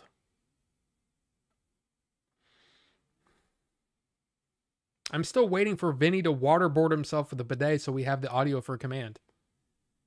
Okay, wait a minute. I've got Culver's, Portillo's, Jack in the Box, Five Guys, and White Castle within 10 minutes of me. Vinny, that is a quintet of shame and regret. And basically, I mean, like, grab your ankles up in the air. Kind of just you're just like a shit machine, aren't you? There's a Checkers and Sonic a bit further. Okay, we don't have a Checkers. We don't have a White Castle. I don't know how far the Culver's is away from me because is it still there?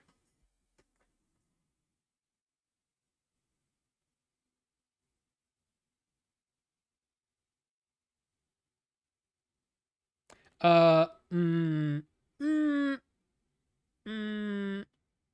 am I looking up? I already forgot. Oh, Culver's. There is one approximately, oh my God, like 30 minutes away from me. Ugh. Okay. So I have a Culver's somewhat close.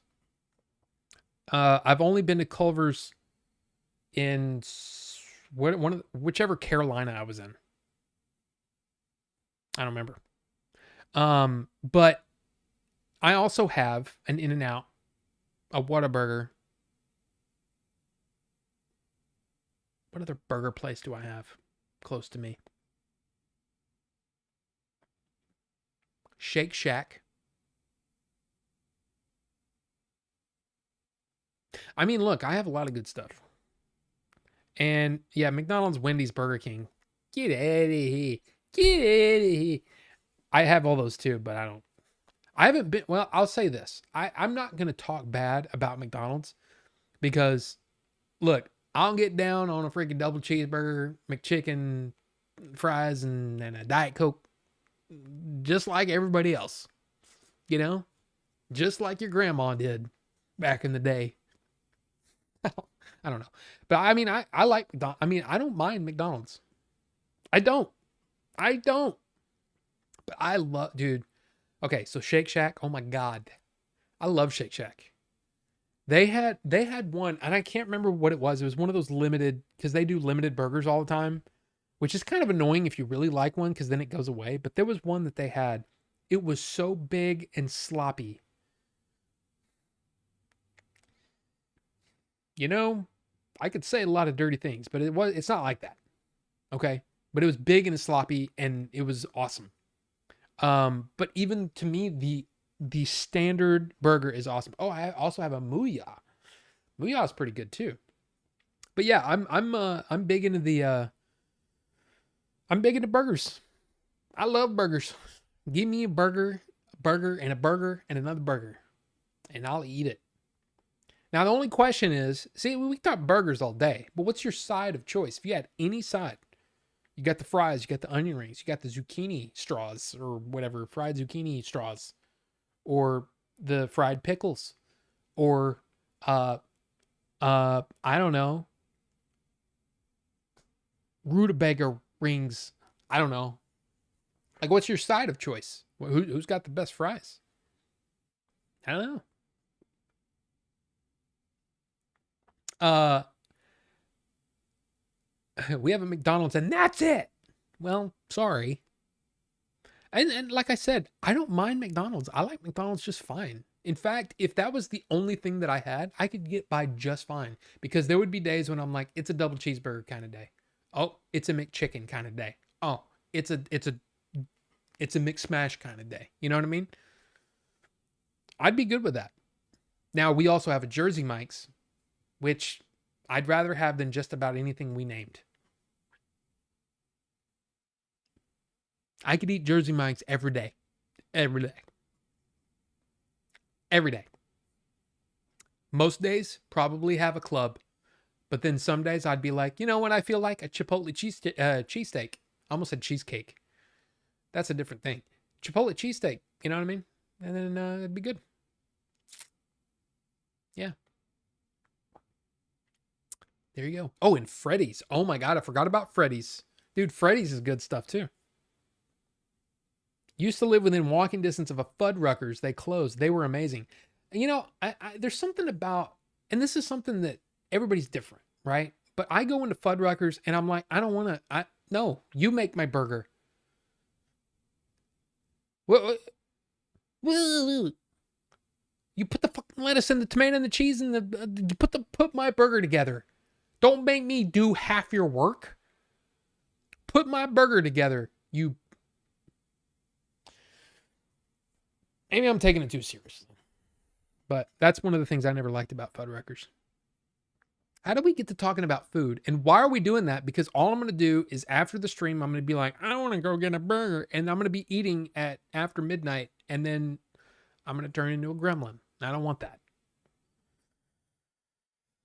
And Carbonite is here. Welcome, Carbonite. Good to see you, sir. Not going to lie, we'll be frank. Peanut has me ordering the Big Mac again. Look, here's the thing. I've never been a Big Mac guy, but I do want to try the McChicken with the Big Mac sauce. I kind of want to do that. There's so much bad food. Mm. Burger Street. Oh, Johnny. I forgot about Burger Street. And you know what? I don't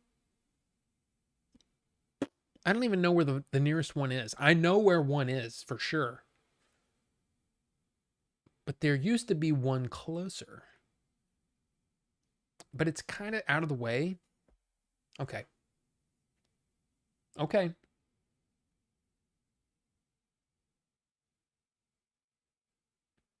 I'm just gonna look. Just gonna look. It's gonna be quick.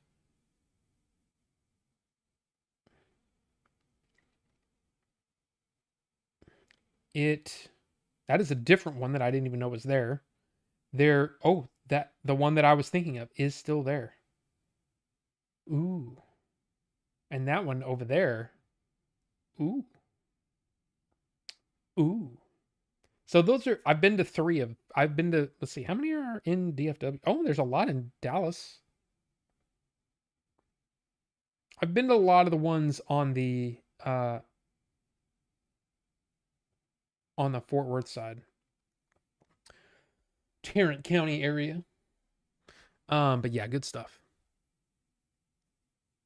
Yeah, Burger Street. Man, Burger Street is badass too. McGriddle is apparently coming to the UK next month. We're gonna about to invite diabetes into our culture. Ooh, Shake Shack burger.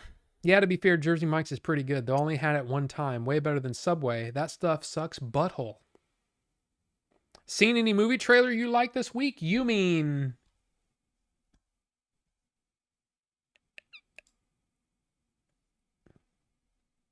so there was a trailer that came out today, and I saw that Carbonite asked about this too. I did not talk Mando trailer yet.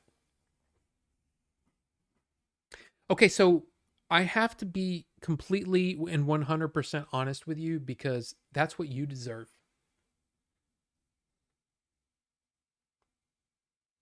This trailer was absolutely okay. There's nothing in here that 100% blew me away. All right? But there's I will say that, and this is something that Campia says, and I actually really agree with it.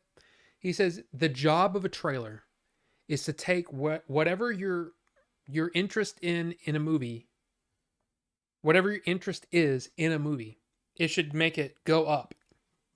Like after you see the trailer, you go, "Oh, okay." So the Mandalorian and Grogu, which is still a dumb title, they had a first trailer that looked very underwhelming. It looked like an episode of Mandalorian that you would just see on Disney Plus. I was very like, I don't know about this. The second thing we got was the Super Bowl trailer, which wasn't even a trailer. It was I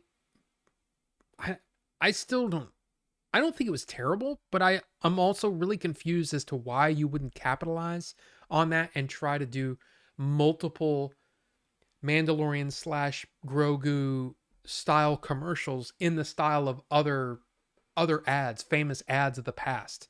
Like again, Grogu doing a DoorDash ad and somebody opens the door and he's sitting there eating fries out of a bag or something. And they're like, "Don't worry, Grogu doesn't work every day," or something. I don't know, just whatever, right? It's just a bunch of different ads though, with Mandalorian and Grogu in it. And then maybe highlight some of the cool footage from from the movie coming up.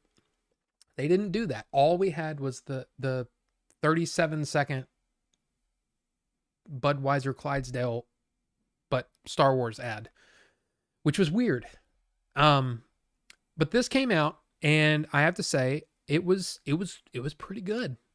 It was not bad at all. The only problem I have with it is that it seems to lean very, very heavily on the same sorts of things we've already seen. Now, is that 100% a bad thing? No. Is this going to be Andor? No. But it's a thing. It's a thing. I have to say that I'm more interested in seeing the movie now than I was yesterday. But I also can completely understand why somebody would look at this trailer and go, this just looks like the Disney Plus show. Because there's nothing in here that I saw, and I could be completely wrong, but there's one of the things that a lot of people keep saying is, but why? Why a movie and not just Disney Plus it?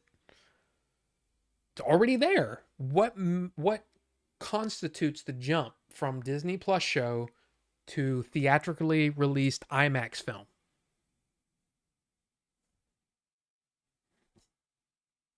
I mean, I don't know.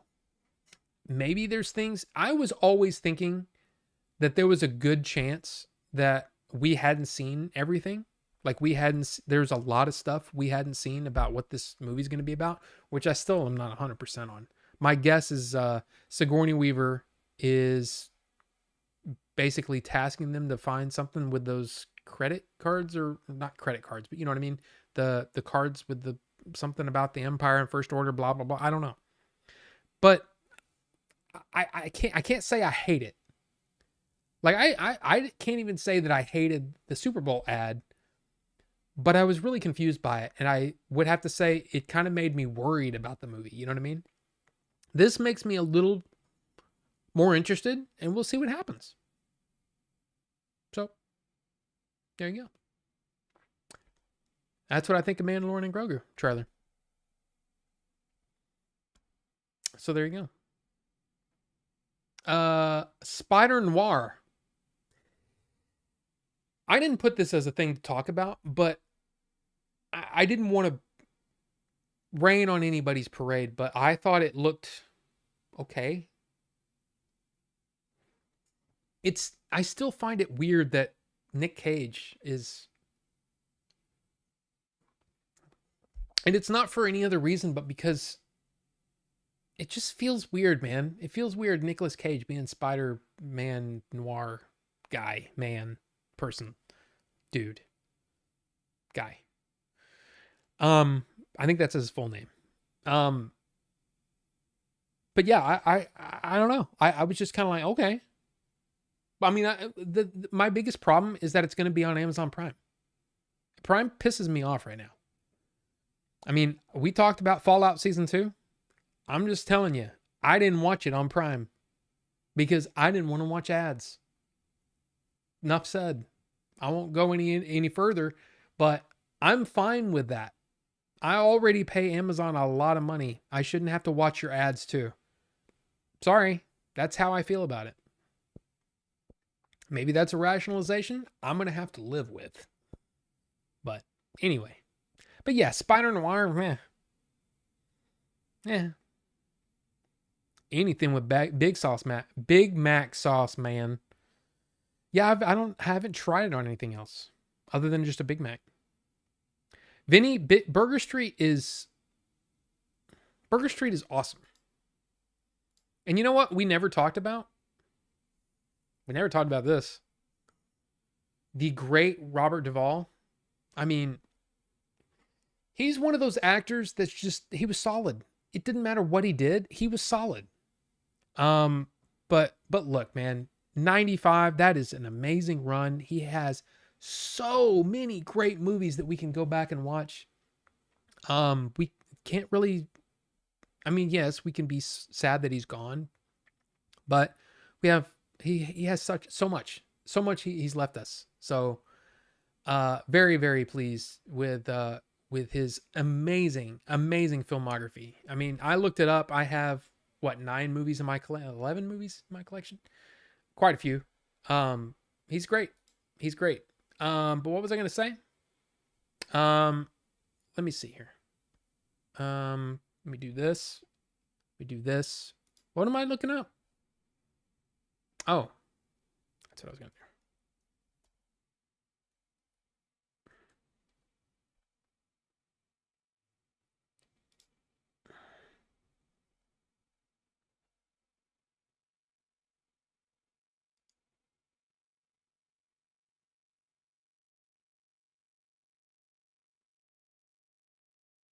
Yes, that is an olive burger. I've never had that.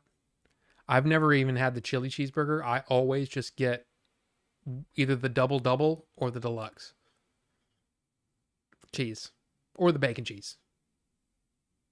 Great. Great stuff, man. Great burgers. Great burgers. Awesome. So there you go. There you go. There you go. Seen any new trailer you like with Big Mac sauce? No. No. I got the burger sauce at Walmart, like Big Mac sauce. Yeah, I've heard of that, but I don't know. I'm not a fan of the city, so unhealthy food is the only good thing about living in Illinois. Is that how you pronounce it? Illinois? I live in Illinois. That's not how you say it, is it? Illinois.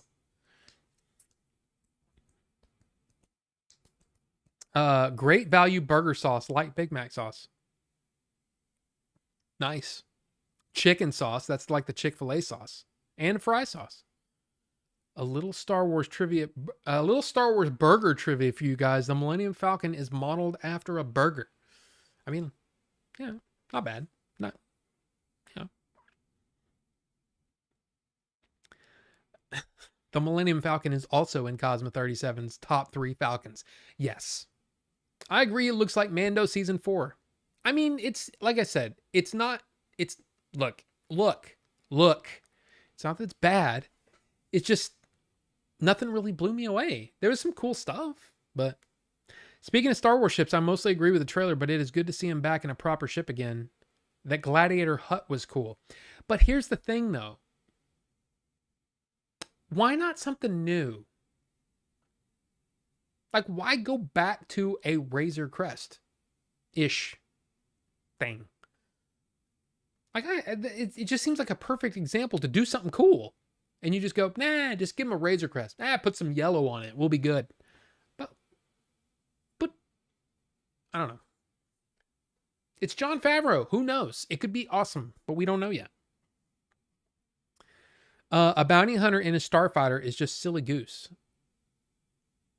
Well, especially one like him. Yeah. Intentionally not watching the trailers for Spider-Noir just to get a full surprise. Yeah, don't. I mean, look, here's the thing. I would, if it wasn't, it's not really, I mean, I guess it is kind of my job. If I didn't do this show, I probably wouldn't, I like the idea of going into things without watching trailers. So. Yes, Rufus, go watch the trailer. Go watch the trailer. Nick Cage, Spider-Noir. Yep. TV show. Streaming. Amazon Prime. Amazon Prime streaming can eat my butt. Okay. Iller Noir. The Millennium Falcon wasn't even made on the date of the Millennium. I know, right? It's like the 1976 Falcon. Doesn't have the same ring to it, though. Tuesday's been busy for me. Carbonite, that's no excuse. Of course it is. Dude, it's no big deal, man. You come hang out when you can. And if you can't, hey, no biggie. We'll see you next time. It's no big deal. Fair call. Should be a new non-starfighter ship, not a return to a Razor Crest. I mean, it's just one of those things where it's like, I don't know. I don't want to be that guy that's always pointing out the negative, but okay, let's talk about this. Not Mandalorian Grogu. Let's talk about this. This is Tom Cruise and Brad Pitt. They are what we call actors. I don't know why I'm doing that. Yeah, Tom Cruise, Brad Pitt. They were in the news this week because of this thing, right? All done in AI, and I'm not going to show it because I don't know if it's going to get claimed or whatever. I'm not going to play it because who knows, something might get flagged. I don't know. I'm tired of getting crap claimed on my channel. But anyway, this was an AI, probably what, 40 seconds, 50 seconds? I don't even know how long it is. But it's them fighting on a rooftop. And even though the voices aren't 100%, it's still kind of amazing. Leave Carbonite alone. He's got shit, okay? I'm just kidding. I'm just kidding. I'm just kidding. Just like I kid with you and everyone else. You know I'm kidding. Don't you, Carbonite? You know I'm kidding.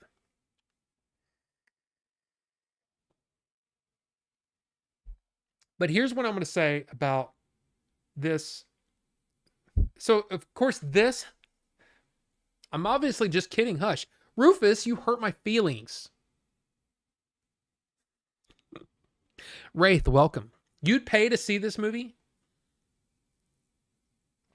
So here's, okay. I am not going to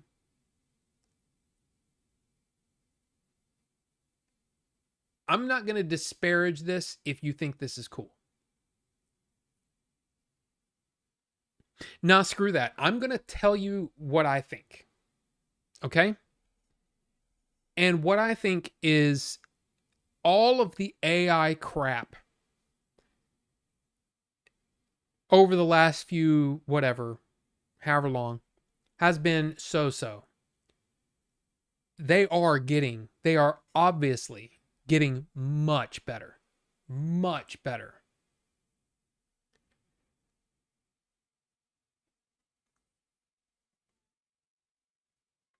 All I can say is the people that are creating these videos, there's no account for taste, I guess.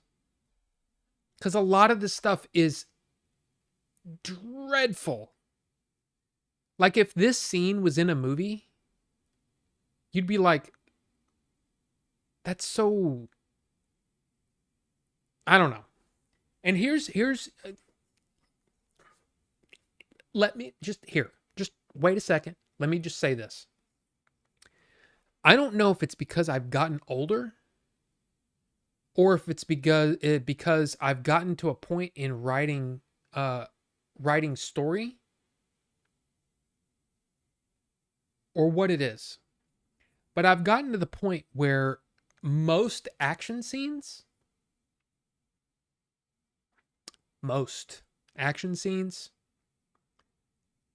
are on the level of the boob scenes in Game of Thrones. They're unneeded.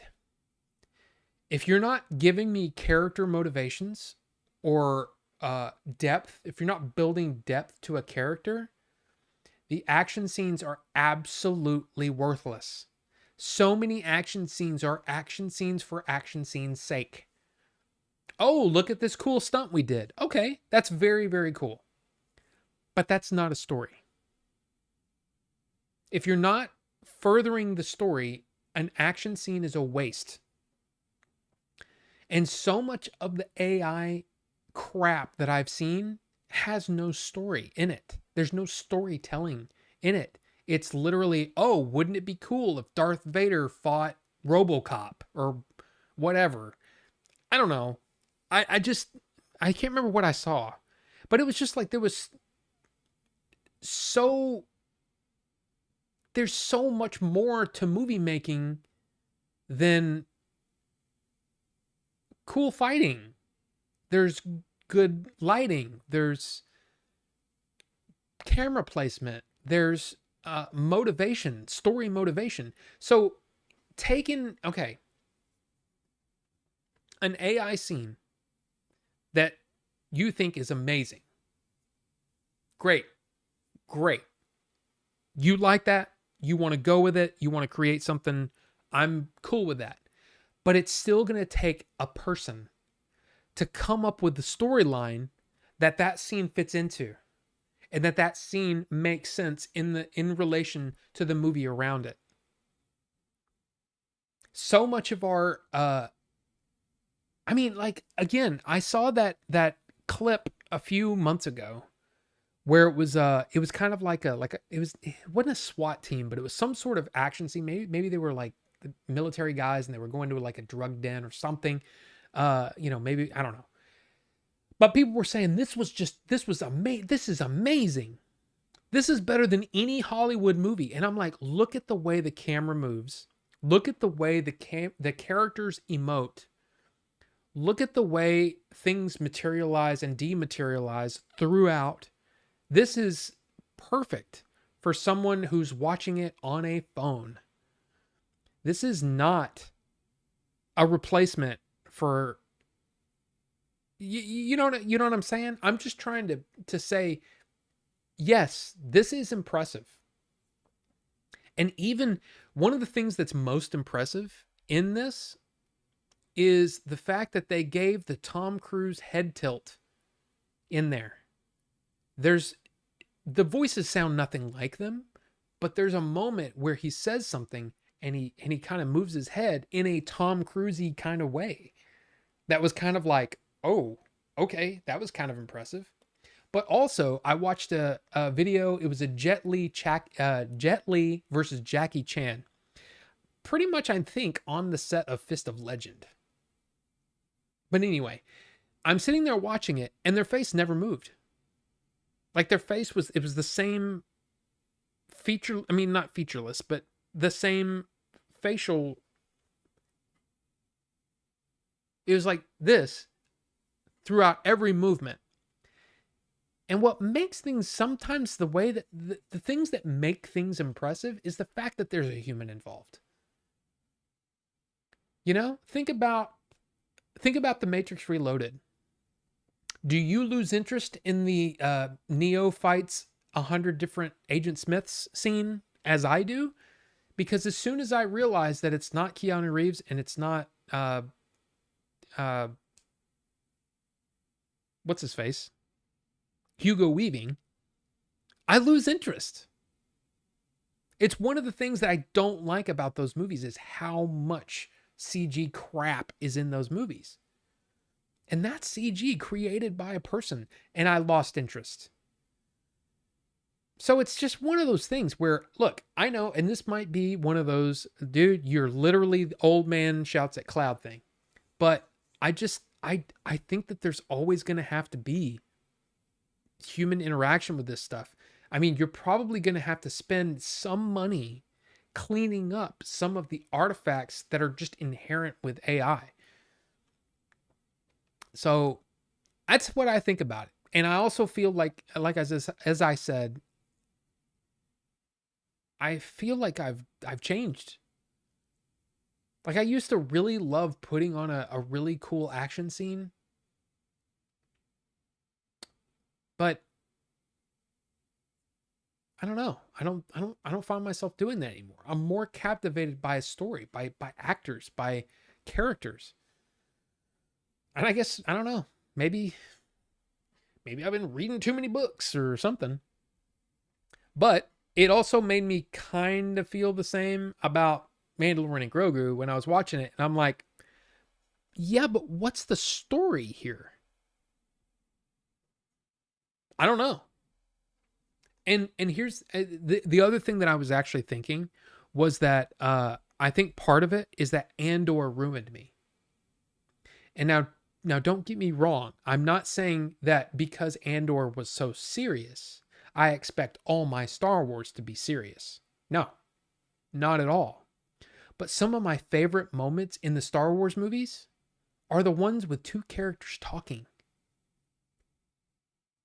You know, I think one of the coolest scenes in the first Star Wars movie, and by the first Star Wars movie, I mean Episode 4, A New Hope, which is technically the first Star Wars movie to come out theatrically in theaters, but it's technically the fourth movie in the continuity because it's called Episode 4, A New Hope, even though Episode 1 didn't come out till 22 years later in 1999. What I'm trying to say is Episode 4, A New Hope, which was originally just called, Star Wars. There's a scene where you've got two governors arguing over whether or not the Death Star is a good thing. I almost called him Thrawn. Grand Moff Tarkin and Darth Vader enter, and the Conversation continues and raises up to a point where Vader raises a hand, a guy chokes. It's a long scene. It's a long scene, and I love it. I love it. I think it's one of the best scenes in the movie, and it's literally people talking in a sci-fi situation. Here's another example of a movie with pretty great special effects for the time. But my favorite scene has none of that. None of it. See if you can guess. From my, you probably won't. I'll just tell you what it is. Raiders of the Lost Ark. The scene where the two guys from the government are asking Jones, Indy, and Brody, Marcus Brody, about the Ark of the Covenant. It's literally four guys talking. And one guy is showing how things work on a chalkboard. And it probably is the best scene in the whole damn movie. And it's four guys talking. Those are my favorite kinds of scenes. And it's insane how good it was. So I'm just going to say that, look, I get it when you look at these AI videos and you say, yes, this is really making some progress. I will absolutely agree with you. But I think it's far from replacing Hollywood actors, and it's far from replacing the work of digital artists in Hollywood movies. They're getting close, but you're still going to have to pay a ton of artists to fix all of the problems that AI introduces, especially when it comes to broadcasting on network TV or even, showing it in a theater, let alone IMAX. There's still a lot of work to be done. And AI can't act for shit. I'm just saying. It can't. But it's just funny because I want to read this because AI could be used to make actual prequels or continue stories with actors that are too old to portray themselves or even a younger version of themselves, but the actors absolutely get credit. Yes, and what's funny though is that everybody, I shouldn't say that. You don't use absolutes. You don't use things where, you might say there's a tribe of people, Rufus. Anyway, I'm just kidding with you. I'm kidding with you. But one of the things that I keep seeing are the kinds of things that you talk about when you're a child. I wonder if Darth Vader could beat RoboCop. I wonder if, it's literally the, can you beat 10 ducks the size of humans or 100 ducks the size of mice? Or you know what I mean? You know what I'm talking about. You know what I'm talking about. Those impossible situations. If John Jones, who used to, and this was the thing back in a few years ago, but could John Jones beat Demetrius Johnson? Pound for pound, Demetrius Johnson, everybody said Demetrius Johnson was a better fighter. But if they were the same weight, could they beat each other? Or which one would win? That's the kind of stuff that people keep creating in AI, are these almost childlike ideas. And I'm not saying this is bad, but it's stuff that maybe we've always wanted to see. Would a Terminator be able to defeat RoboCop? Would an alien defeat a Predator? Would this defeat that? If Superman and Batman fought Iron Man and Captain America, who would win? Okay, that's a bad example because one's literally a god. Or Thor, and it doesn't matter. It doesn't matter. What I'm trying to say is that's what it seems like a lot of people are focusing on with this AI stuff. And that's cool, but that's not a story. How is that going to replace Hollywood? I feel like there's always going to be, and maybe I'm viewing the world through rose-colored glasses because I'm getting older. But I feel like there's always going to be a hunger for storytellers, like actual stories being told. Am I wrong? Or is all this stuff fine with you? Because to me, I look at this and I go, yeah, that's a great job. Now you need literally more years like a lot more years, because a lot of CGI artists are going to have to go in and clean up all the screw ups that this thing did, with eyes going every which way or whatever. Yeah, but only people, some people aren't going to notice that. Yeah, well, you're going to notice it on a 75-inch TV or a 70-foot theater screen. You're going to notice that stuff, and it's going to take you right out of the movie, and it's going to make you go, this sucked. So if that's what you want, then yeah. But otherwise, there's going to have to be people involved to fix this crap. So anyway, that's my take. That's my take. And I'm sorry if there's, I'm not a good YouTuber. I title things a certain thing, and then what do? I make it the very last thing at the end of my stream that I'm talking about. But anyway, I seen Wile E. Coyote and Roadrunner in old age and AI made me shed a tear. But it wasn't the AI did that. That's what I'm saying. We're not to that point yet. Somebody still had to program that. Somebody with a creative idea. That's the thing. There are some creative ideas out there. But when I see some of this stuff and they're like, this looks just as good as a Hollywood movie. No, it doesn't. No, it doesn't. And there's no story to this. It's literally, could Scrappy Doo beat Jar Jar Binks or whatever? I don't know. Anyway, let's see what you guys have to say.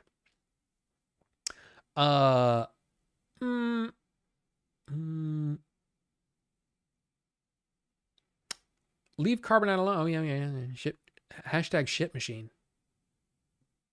I'd pay to see that movie. Would you see it before or after you see Top Gun Maverick? I'm sorry, Rob. Let me know how to fix your feelings and I'll do it. My feelings are fine. My feelings are completely fine. I was just playing around. Brad Pitt and Cruise have never been in a movie together. Yeah, Interview with a Vampire. Oh, yeah, there it is. Right there. I need some more water, damn it. They can't get in trouble with Ford by calling it a 76 Falcon or Falcon 76 since they stopped making the Ford Falcon in 1970.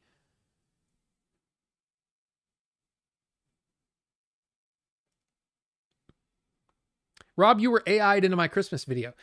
Again, something for kicks and for the goof and the whatever, but you're not trying to pass this off as a Hollywood production. Like, would you send that? And I'm not saying this to be funny or cheeky or whatever, but literally, would you send that as proof of your actual abilities to a Hollywood studio? No. It's a joke and it was funny and I liked it. And sometimes that's all you need. So it's great for memes. But is it great for actual... There's a big difference between... I'm sorry. I know that this might hurt some people's feelings, but TikTok is not on par with Hollywood. Sometimes, most of the time, I should say. Because there's some Hollywood crap that's pretty bad.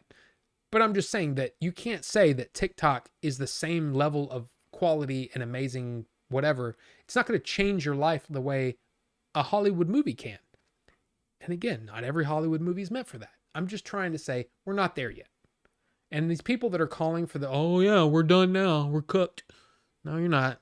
There's plenty of work to be done. There's plenty of stories left to be told. And there's still got to be people that tell those stories because the computers aren't to the point where they can just create a story. I mean, sure, they could do that, but they haven't done it on their own. It would be amazing. It would be amazing. There may, if we last that long, we may actually come to a day where suddenly a new author comes onto the scene and we're like, oh my God, this is amazing. And it's literally no one. It's an AI that wrote everything, got it published, all that kind of thing. Wouldn't that be an amazing story? Yes. Yeah, it would be kind of cool. Holy crap. Holy crap, the Whopper just wrote, a best-selling. Anybody remember the Whopper? Anyway. AI could be, yeah, we said that. And all of those things are true.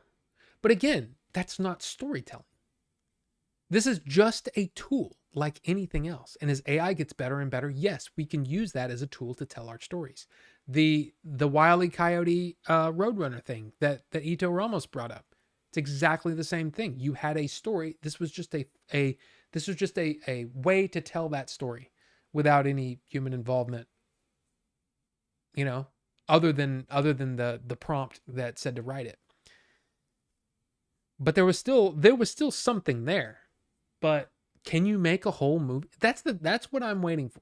Is a whole movie that can make me think, okay, we're nowhere near that. Rob, you're kicked out of the Bidet Boys Club. Well, why? Because I said that the thing was kind of amazing looking. And I hope you listened to my whole thing. That's why I can't get into the John Wick movies, light on story and characters. I don't blame you. And again, I've said, what did I say earlier? I said, I find action it's not doing it for me anymore. It's character interactions. It's story, right? That's what I'm really interested in. Guess how many times I've watched the John Wick movies? I thought John Wick 4 is maybe one of the best action movies, like top 5 action movies ever. I don't remember exactly what I said in the review. I was really excited when I came out of that theater. But I think it's top 5 action movies ever, right? Just an amazing stunts, amazing work. I haven't watched it since. So, imagine the next chapter of Lestat or Louis from Interview with the Vampire with the young versions of Pitt and Cruz. Yeah, but I mean, I get what you're saying. But it's still, AI is just using modern movie making techniques. I doubt they can create something as meaningful like No Country for Old Men or Shawshank. But could they? I think they could with the right prompts. Again, this will take a lot of time. You've got to have somebody still with skill to say, even if you don't know the lens, to say, look at this scene from Shawshank Redemption. I'm thinking about the scene where the crane shot when he's playing the record, the crane shot of all the people standing there, right? And say, with this sort of lens and with this sort of camera move, I'm talking about someone that doesn't even know it's called a crane or a camera. You say, with this same sort of move, do a scene where this happens, where a crane shot happens. You know what I mean? With the same focal length and all that stuff. If you can get the AI and if you can get good enough with your prompting, you could probably do some amazing stuff. But it's just a tool. It is just a tool, and we're getting better. I say they're getting better, but they're not there yet. So, Justin Yates is my new favorite person. You are all going to have to try harder to get in my good graces. Justin Yates comes with so many bonus features, it's hard to believe he actually exists. Jeez. As a musician who just released an album I fought like hell to make, who's living in a world of AI musicians, I hate everything like lately. I get what you're saying, but that's the same as, honestly, in a lot of ways, it sounds like when I was doing the podcast, the comedy podcast, Switched On, it got to the point where I couldn't watch comedy because no comedy did it for me. Like, you know what I mean? I don't know. There's probably many cases where if something in your life is really, really good, that you can look at similar things that are in that same genre of thing and you go, that's not good enough. It's not good enough anymore. All I know is that comedy took a back seat when I was doing the Switched On show because I thought our comedy was way better than anything that I'd heard or that I'd been hearing around. And that's why I don't like, I'm not a big fan of comedians that only do either topical stuff or talk about sex and their bodies or, like there's no depth to what they're saying. It's literally the fact. I almost said it. the Fast and the Furious of comedy. What I'm saying, and I apologize, Stop Fox. That's one of those things where you could totally call me out on that, right? You know what I mean? Kind of like I called out Rufus earlier. You can totally call me out on that because that's not fair to you. It's not fair to all the fans of the Fast and Furious movies. But what I'm trying to say is, so many comedians are very, very shallow, and they have no depth to them. My favorite comedians are the ones that make you think. George Carlin makes you think. Bill Hicks makes you think. Lenny Bruce makes you think.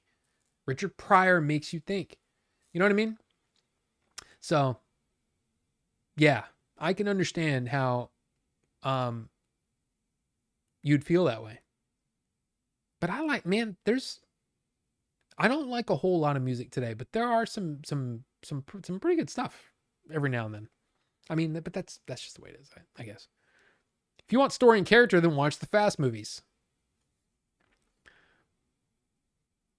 100% with you on all this, Rob, but then I'm even older than you. Get off our lawn, AI. That's interesting that I mean, it's not, I mean, I guess it makes sense. It makes sense that, we're kind of an older generation. It makes sense that we feel this way about this stuff. But anyway, I'm going to post a short video on Discord that discusses AI. The video mostly pertains to anime, but it would still apply to real movies. It's worth a watch if you can spare 10 minutes. Wait, are you wanting me to watch this now?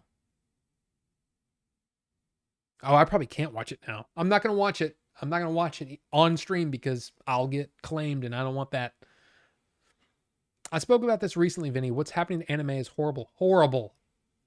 AI lacks facial expression and emotion. Is the video Minecraft? I wish so many people felt like you guys do about AI. So many people I see would rather support AI media and music rather than spend a few bucks to support real art. It's infuriating. Well, Justin, that's well, the thing is though, I mean, I don't know about my overall demographics, but I would say most of us are roughly in the 35 to 45 to maybe 50, 55. We're an older group. And we've seen some shit over our lifetimes. And I think that's probably why we have those kinds of thoughts. Or I guess wait, Ninjinzu's younger. Star Fox, you're not. I don't know how old. Look, it doesn't matter. Doesn't matter. I think the more you've seen, the more you realize, yeah, there's a lot to go. Joshua, greetings, Rob. Would you like to play a game? Yeah, Ito. That was from Whopper. The Whopper was from War Games. So yeah, good call. I'm glad somebody got that.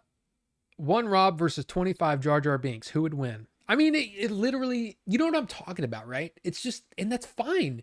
There is a place for that, and it's cool. I mean, if you're a kid, dude, come on. Be like, I wonder who would win. Like, okay, 25 Decepticons versus Metroplex. 25 regular sized Decepticons versus Metroplex. Could Metroplex just kill them all? I mean, dude, why haven't they done... Okay, we keep talking about... Well, I guess they can't really do that right now. In fact, Disney's got a thing. I'm just saying they keep talking about things like, for example, why don't they make a whole TV show about Darth Vader going after all the Jedi, hunting down the Jedi? Why haven't we seen that yet? Probably won't be able to see it for long because Disney's got that OpenAI deal. Producers literally salivating thinking they will be able to fire all the crew and make hundreds of millions off a crappy AI video. I mean, that's true, Leon. That is true, but they're not there yet. They're just not there. I no longer trust AI, so I went back to basics. I'm making an 8-bit, yeah, Game Boy game. AI can help me with that just fine. I mostly trust it. I really like the bit in John Wick 4 where they couldn't decide if Donnie Yen could see or couldn't see. I mean, look, you're not wrong. You're not wrong. But as far as the action scenes, it was one of the best action scenes movies ever.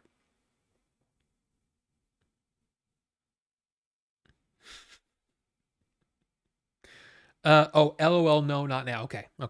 Having spent nearly a year of my life working on an F&F movie, Ricky, I can 100% say they are not about family. They are assholes. 36 in April. Okay, then.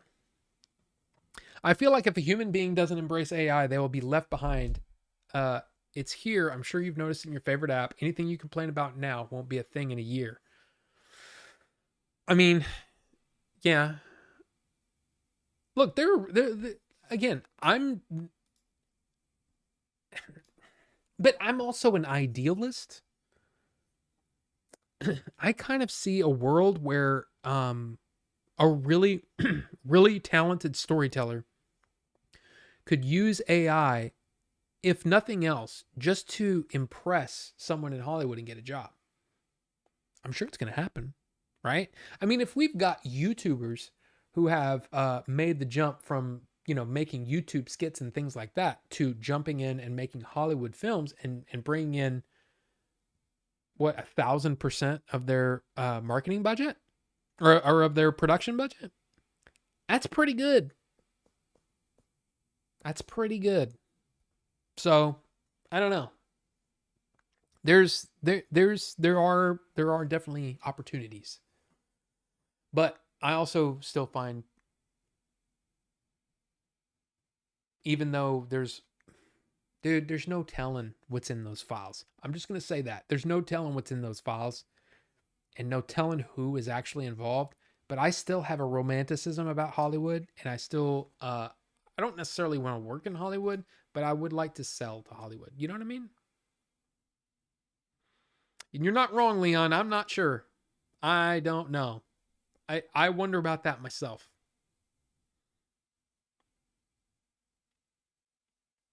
I also wonder if that's part of the reason why we never got along, is because she knew maybe I had a brain and she was worried about me. I don't know. I'm currently using AI to make my storytelling dreams come true. I'm not using AI for anything anybody would be mad at me about, like art, but I am using it if I get stuck. Like I said, you want to use AI and you're comfortable using AI, I'd say use AI. And I think it's the people, especially in the business world. I think the people that are going to be around are the ones that, still working and not. I don't know. I have a feeling that it's the people that know how to use AI. Those are going to be the most valuable people in the world. But again, sorry to be so doom and gloom, but it's also time for the show to end. It's time to jump over to the Discord and hang out. It's also time for me to put my pee in there and get more water, because I'm out. But yeah, let's see. Look forward to a video probably tomorrow night.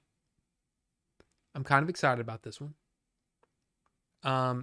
It's been a long time. I'll just say this. It's been a long time since I've seen a foreign film in the theaters. Me and April are going. April has this week off. So it's gonna be fun. It's gonna be fun. So why is there a Scream 7 ad in Discord? Why? Why does everything have to be monetized? I don't know, man. I don't know. Yeah, I know what you meant.